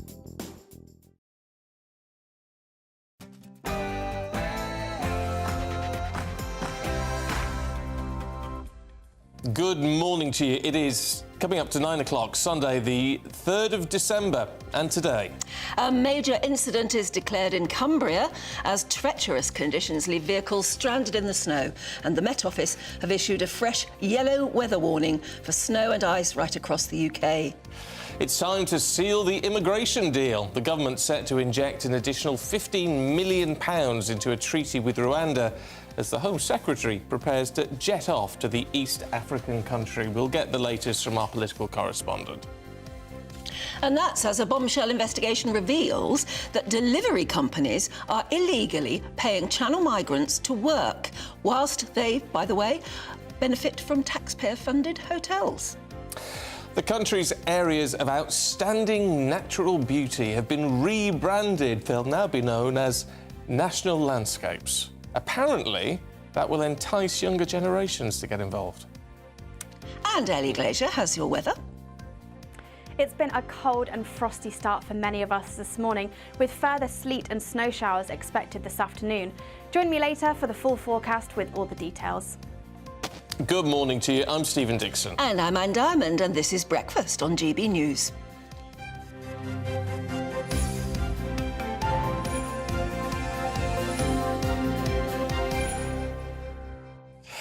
Let's start this hour with some immigration news, as it were, because the UK is apparently going to give Rwanda an extra £15 million to sign a treaty to take migrants who arrive here in the UK by small boats. And, of course, that money is going to be on top of the £140 million already given to Kigali as part of the arrangement to accept those who come across the Channel on those small boats. Well, this all comes rather confusingly after the Supreme Court ruled that, of course, the Rwanda plan was unlawful. So, Did you make any sense of it? No. Of course, the Camilla Tominey show is heading away at 9:30. Camilla's here. It's going to be a hot topic this morning, I know. Camilla, hasn't it? Again, I mean, this is becoming, I think, the Conservatives' sort of Brexit argument in a way, isn't it? Rwanda, is the plan going to work? Is it ever going to take off? Pardon the pun. 15 million is obviously a drop in the ocean, isn't it, when it comes to government spending? But I think our audience will be rightly scratching its head, wondering why on earth we're sending more money when the Supreme Court has ruled the Rwanda plan illegal, and there doesn't seem to be any hope at all of flights taking off for the imminent term. So I just think it's bizarre. People understand it as this deterrent effect, but obviously that only has effect if it can actually be lawfully argued that we can do it. And also I heard you and Anne speaking earlier about it. I don't quite understand this argument that you introduce legislation to say that something the Supreme Court finds illegal is in fact legal, and whether that's actually going to work. How can that change things? And will we have to go back to the Supreme Court to say, look, we've spent this extra money changing something, now will you please rule differently? Well, it also depends on the robustness of the Home Secretary. I mean, we know what Suella Braverman's take on it all was, because she made it clear in her resignation letter. Having said that, we know that James Cleverly has sort of talked about the plan being something crazy, and we've talked about the fact that he said that it's not the be-all and end-all. We then had Robert Jenrick, the Immigration Minister, in the House of Commons in the week saying, well, yes, it is central, and Rishi Sunak said that at COP to journalists. So they're floundering, and this is not working. And I think, as Jacob Rees-Mogg and others have pointed out, immigration is going to be a key issue when it comes to the next general election. So, and if this is the only if this is the silver bullet idea, and even if they do get it through, if it doesn't work as effectively as they wanted, well, then we're stuck again, aren't we? Well, and also, it might be the silver bullet in inverted commas. I mean, it looks like a blunt bullet at the moment, but it's a silver bullet in terms of stopping illegal migration. A bigger concern to a lot of people is legal migration, and those are numbers, that record 745,000 having arrived last year. I mean, people are wondering how on earth people can be adequately integrated into this country in such huge numbers at all. So I think that's a legitimate concern. So we'll be talking about all this with our guests. I've got Maria Caulfield coming in. She's the Minister for Women, but also for mental health in the NHS. She's a nurse herself, so we'll be asking her about some of the stats on waiting lists. They're going up, not down. One of Rishi Sunak's key pledges, again, not being met.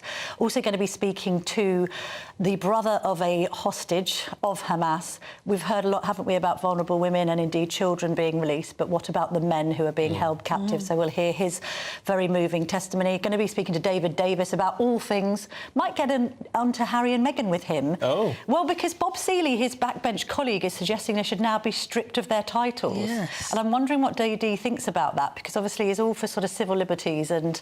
He's put forward a motion in the House or something, He has, and I wonder how much support it's going to get. Invoking some very old law. Well, indeed. And I think it could happen technically, but it needs to get support across the House, and I'm just not sure that many MPs are that excised by the issue. And it'd have to go, and then it would have to get royal. Yeah, and it's an awkward one because it's also awkward because the titles were a gift upon marriage by the late Queen, so it's quite difficult to dabble with that, and you need a letters patent to change it, etc. Also going to be discussing the King's tie at COP and whether it was right for him to seemingly be supporting the Greeks when there's been this row over the Elgin marbles. If he did it deliberately, which he must have done, he knew that tie, he knew what was on that tie, the Greek flag all over it.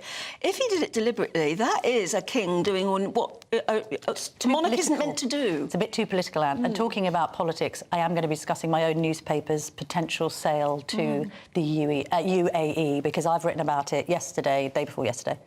And then Janet Daly, my fellow columnist, has come out against it, so has Charles Moore. So I'm just going to be asking my guests about it because I think it's something we need to flag. Yeah, it's interesting. If columnists come out against the sale of their paper and it goes through, have they written themselves out of a job? Well, I suppose you say to yourself as a columnist that if writing freely means that you might face the sack, you probably don't want to work for those people in the first place. OK, Camilla, thank you very much indeed. Daily Telegraph of all. Well, you know, at the end of the day, we can't be journalists calling for freedom of expression and then being owned by a foreign state that doesn't believe in it. Interesting. Interesting indeed. 6 minutes past 9 already. Now, it's been reported that migrants living in hotels, which are funded, of course, by you, the taxpayer, well, they're earning up to £1,500 a month by working illegally for delivery firms like Deliveroo or Just Eat. Well, this is down to an investigation in the Mail on Sunday, and fast food giants, they claim, are hiring migrants illegally using a loophole, meaning they can use substitute drivers who are not vetted to work for them. So that'd be a case of someone sort of applying for the position, but then getting their mate, who's an illegal immigrant or whatever, to actually do the job. Well, we're joined now by the leader of Reform UK, Richard Tice, who has said that these fast food giants should be ashamed of themselves, and he's calling on the government to pass urgent legislation to stop the practice. I mean, they shouldn't be doing it for a start. Very good morning. So this is an investigation that actually I've been working on with the Mail on Sunday. I discovered that there's a reason why many of the migrant hotels are empty during the day, because they're going to work. Now, many might say, well, that's a good thing, but are they paying any tax? No, what's happening is they are renting for between £50 to £70 a week cash accounts from British people who've got Deliveroo, Just Eat, Uber Eat type accounts, and then carrying out delivery work on bicycles and things, and earning themselves very, very good money. So those of you who use these delivery companies, I've never actually used one, about 40 to 50% of the time, the person you're told will deliver your request is not the person who actually delivers it. And most people don't. Look, you're just so grateful to get your pizza so or what your is delivery. Is it a little arrangement between the person who should be delivering? So it's an arrangement between the person with the official account and they are basically renting it. If you go onto Facebook or all sorts of other things, you can rent these accounts for 50 to 70 quid. But if you can legally get an account, if you're qualified, lawfully working, that costs you nothing, why would you pay someone 50 to 70 pounds a week in order to use someone else's account? There can be only one reason, and that is you haven't got the right to work. You're working illegally. And what happens on the tax basis then? They pay no tax. But who's getting? So what's happening is the bank account of the person with the lawful account, they get paid through the delivery companies, and then they meet up with the person who's actually done it, the illegal migrant, and they pay them their percentage that they've earned. Here's the thing, though. What it's doing is it's depressing the wages of British workers who were previously doing this work. So I spoke to someone who was earning £170, £180 a day. A migrant hotel suddenly arrives in the town, and all of a sudden, the migrants are doing this job, and the rate per day plummets to about £50 a day. So the British workers are basically saying, well, it's not worth my while, I might as well sign on benefits. It's completely unfair because, of course, these people, they pay no tax, they've got no costs. So within a couple of weeks of arriving, they're buying an electric bike so they can deliver faster. It's a huge industry-wide scandal. And the delivery companies, they know it's going on, and yet they allow it to carry on. They know they've deliberately set up these substitute accounts, but there should be no need for any substitute accounts. If that's your chosen work, then you can set up an account legally within a matter of a week. Well, Why wouldn't you? frankly, I mean, when it comes to safety issues, it's a bit like an Uber. You know, it's for safety reasons. You get a message saying, "This is your Uber driver is so and so," and there's, well, if you get in the car and it's not them, you'd have something to worry about. Well, if the food you're ordering is being delivered by someone who isn't pictured on the app... So I would say to anybody who gets a delivery, next time you get it, check who's supposed to deliver it, and then actually look at who arrives and does deliver it. And I suspect 40 to 50% of the time it'll be someone else. And look, it's a huge... I think there's tens and tens and tens of thousands of people working illegally. It's a cost to all of us. It's bad for British workers. It's bad for the Treasury, and it acts as a magnet for more people to come here. Yeah. How does the delivery company though check up on this? Because they're doing everything remotely, aren't they? They are doing everything remotely. It's very simple. They should just scrap all of these substitute accounts. There's no need, if you are a lawful working person, then you set up your own account. It's incredibly simple. If you scrap the substitute accounts, a lot of this issue will disappear. And I think it's an absolute scandal that these big multinational companies, they're making more profits out of it, by the way, because as they're paying their delivery drivers, the illegal workers, they're paying them less, so they're charging more, so they're making more of a profit margin. Why are they paying them less?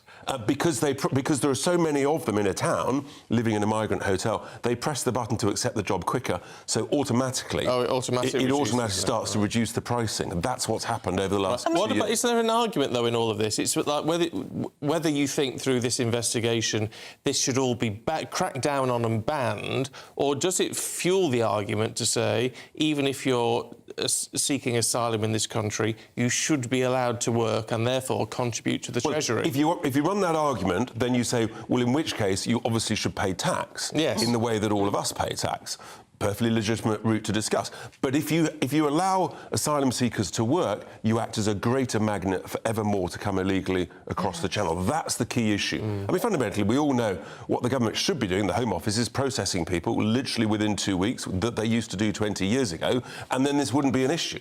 But when you've got people who are here for 1 to 2 years, then look, it's a bigger debate. It's because of the incompetence of the Home Office. But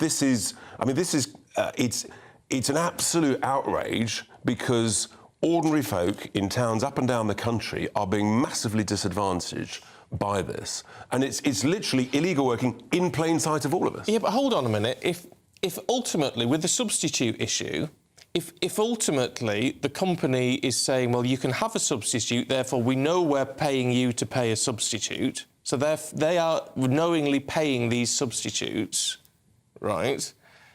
And the substitute doesn't have right to work, which you're meant to check, then can't they be prosecuted? No, because what they do, they say that responsibility for checking the right to work is from the original account holder, not the company. That's how they're getting away with it. And so the original account holder doesn't have to say to the delivery company, I've got a substitute working for me today or tomorrow. So the simple way, and it's incredibly straightforward, the government could insist on it this week and just say no substitute accounts, they're all scrapped, it's all stopped, and that would be the right thing to do for British people, British workers, British taxpayers. But do you know, no matter how you look at it, there's going to be an outcry because instead what you're saying to all of these illegal immigrants, who are waiting to be processed, but as you just pointed out, waiting for a very long time indeed, you're just saying again to them, you can't do anything meaningful or productive, you've just got to sit and wait. It's a sort of pretty cold-hearted attitude as well. Look, we all know the Home Office has got to get on with it. They've got to process people. What we discovered last week, of course, is actually their way of processing people is just, if they don't turn up for 2 interviews, they just take them off the list. So they've lost 17,000 people. But again, you see, that means you've got 17,000 people never with a lawful right to work who will be going through this illegal working, and on it goes. Yeah. It requires competence at the Home Office, fundamentally. It requires joined-up thinking, doesn't it, as well? And yeah, it doesn't have to go that far. I mean, this is not rocket science, it's just basic common sense. Well, that's what I think gets people's goat with a lot of this sort of stuff, that it isn't rocket science. It should be straightforward. It should be easy to solve. It should be also easy to make sure it never happened in the first place. Completely. And 20 years ago, you didn't have these huge lists. You still had lots of people coming illegally, mainly through lorries then, through the tunnel on the ferries. But they were processed rapidly. They had a right to appeal. That was dealt with rapidly. Sometimes you had someone processed and the appeal done within 3 or 4 weeks. Job done, decision made, move on. That's how it should be. And that's how it should be. That's what everybody expects. You said you've been working with the Mail on Sunday on this investigation. How did you even get into it? Very good question. It was back in the summer, and I was a whistleblower who works in one of these hotels, and I'll be talking about this in detail because I'm hosting Nigel's show at 7 o'clock tomorrow night. So we've got lots more detail on this, some more video footage.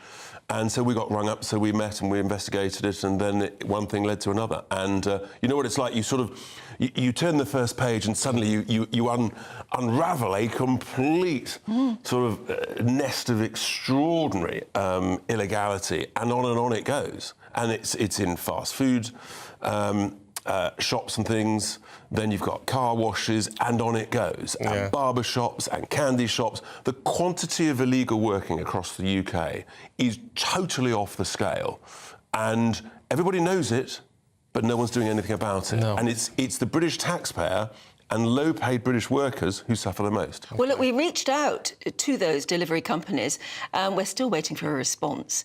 In regards to this, Deliveroo has previously said, we have introduced facial recognition technology, which will help to counter any abuse on the platform, and we plan to strengthen this further with a registration process and right-to-work checks for substitutes. Just Eat said self-employed independent couriers have the legal right to use a substitute. Under the UK's employment laws, the account holder is responsible for ensuring their substitute meets the necessary standards to deliver on our network. And then there's Uber Eats, who have said all couriers must pass a criminal background check, be over the age of 18 and hold a valid right to work in the UK. So that's Uber Eats, Just Eat and Deliveroo all said they were working closely with the government and that any courier found to not meet their criteria would immediately be removed from their network. Let us know what you think about that one. gbviews@gbnews.com. Richard, thanks very much indeed. Time for a check on your weather with Ellie. Good morning, welcome to your latest GB News weather. I'm Ellie Glazier. It's a cold and frosty start this morning across the northern half of the UK. However, a bit of a cloudier picture across the southern half. Showers continue to push in from the west, these turning to snow over the high ground of Wales, parts of the Pennines as well, perhaps seeing up to 10 centimetres of snow, and some icy conditions expected through this morning. Further north though, under those clear skies across Scotland, plenty of sunshine around through this afternoon, but feeling cold in that sunshine. Some spots perhaps staying below freezing. However, further south under that cloud and rain, a much milder day, around 8 to 10 degrees, but some strong winds from the southwest, perhaps taking a notch off those temperatures. Those strong winds in the southwest will bring another band of rain, slowly tracking its way north and eastwards through Sunday night and into Monday morning, bringing some heavy rainfall across the southern half of the UK to start the new working week. There's likely to turn to snow across parts of Wales and northwest England again, and another cold night across parts of northern England. Parts of Scotland seeing down to -5 or -6, but a little milder under that cloud and rain across the south. Rain, cloud, sleet and hill snow likely to spread its way slowly south and eastwards as we go through the day on Monday. This again turning to snow, particularly across parts of Wales and northern England. However, for Northern Ireland, northern England and parts of Scotland, definitely seeing a much brighter day, and perhaps just a touch milder too. Temperatures still widely in the low single figures, but perhaps just a touch milder across the very far southwest. Now, bereaved Israeli and Palestinian families are going to march together as part of an anti-hate vigil. We'll bring you more in a moment.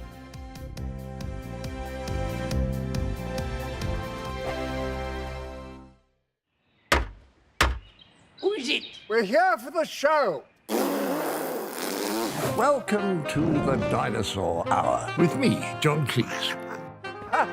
I was married to a therapist. And you survived? I thought we were getting Hugh Laurie. Second best. You interviewed Saddam Hussein. What's that like? I was terrified. I'm playing strip poker with these three. No, thank you. My CDs need to be put in alphabetical order. Are you going to be problematic again? The Dinosaur Hour. Sundays on GB News. Good afternoon, Britain. Good afternoon, Britain. Join us, Tom and Emily, To find out what's happening in the heart of Westminster. and why it matters to you. Weekdays from midday, we bring you the most compelling stories from across the United Kingdom. And from your doorstep to our inbox. That's right, we want to hear from you. GB News. Britain's news channel. I think the most exciting bit for me is talking to people. People who I think are ignored often by the major news channels. We're going to give news they want to hear. There's a voice there that needs to be heard. I think there's a chance here for a diversity of opinion to be expressed, which you don't find elsewhere. It's really exciting. We don't hold back. We're free to say how decisions that are taken here affect us all around the country. Only on GB News, the People's Channel, Britain's news channel. I'm Michelle Dewberry, and I'm not here to tell you what to think. I'd much rather hear what you have to say. So, send in your opinions to gbviews@gbnews.com. Keep them clean, and you never know, I might read them out. With my panel here on Jubes & Co, we debate, we get stuck into the issues of the day on a show where all views are welcome, especially yours. GB News, the People's Channel, Britain's news channel. In the GB Newsroom, we bring you the news as it happens. With our team of dedicated journalists across the UK, we're ready to give you accurate reporting every day. When the news breaks, we'll be there with bulletins on GB News, the People's Channel, Britain's news channel. Your weekend starts here with Friday Night Live with me, Mark Dolan, 8 till 9 on GB News. Big stories, big guests and big laughs as we get you ready for a cracking weekend. That's Friday Night Live with Mark Dolan, Fridays 8 till 9 on GB News. Bring your own drinks, the admission's free. GB News, unlike other broadcasters, isn't obsessed with the London-Westminster bubble. We think there's a nation beyond the M25, and that's why we talk about the issues that matter across the land. Join me on State of the Nation, 8 to 9 o'clock, Monday to Thursday, on GB News. Daisy's listening, and you should too. Tired of the usual focus-tested, pre-prepared Westminster runaround? Well, so am I. So you want higher taxes? Is your department to blame for this? Are you rethinking this policy? Every Sunday at 9:30, I'll be sitting down with those in power to get the truth about the issues affecting you. Let's be honest, we've known about the cost pressures of this project for years, not months. That's the Camilla Tominey Show, a politics show with personality. On GB News, the People's Channel, Britain's news channel.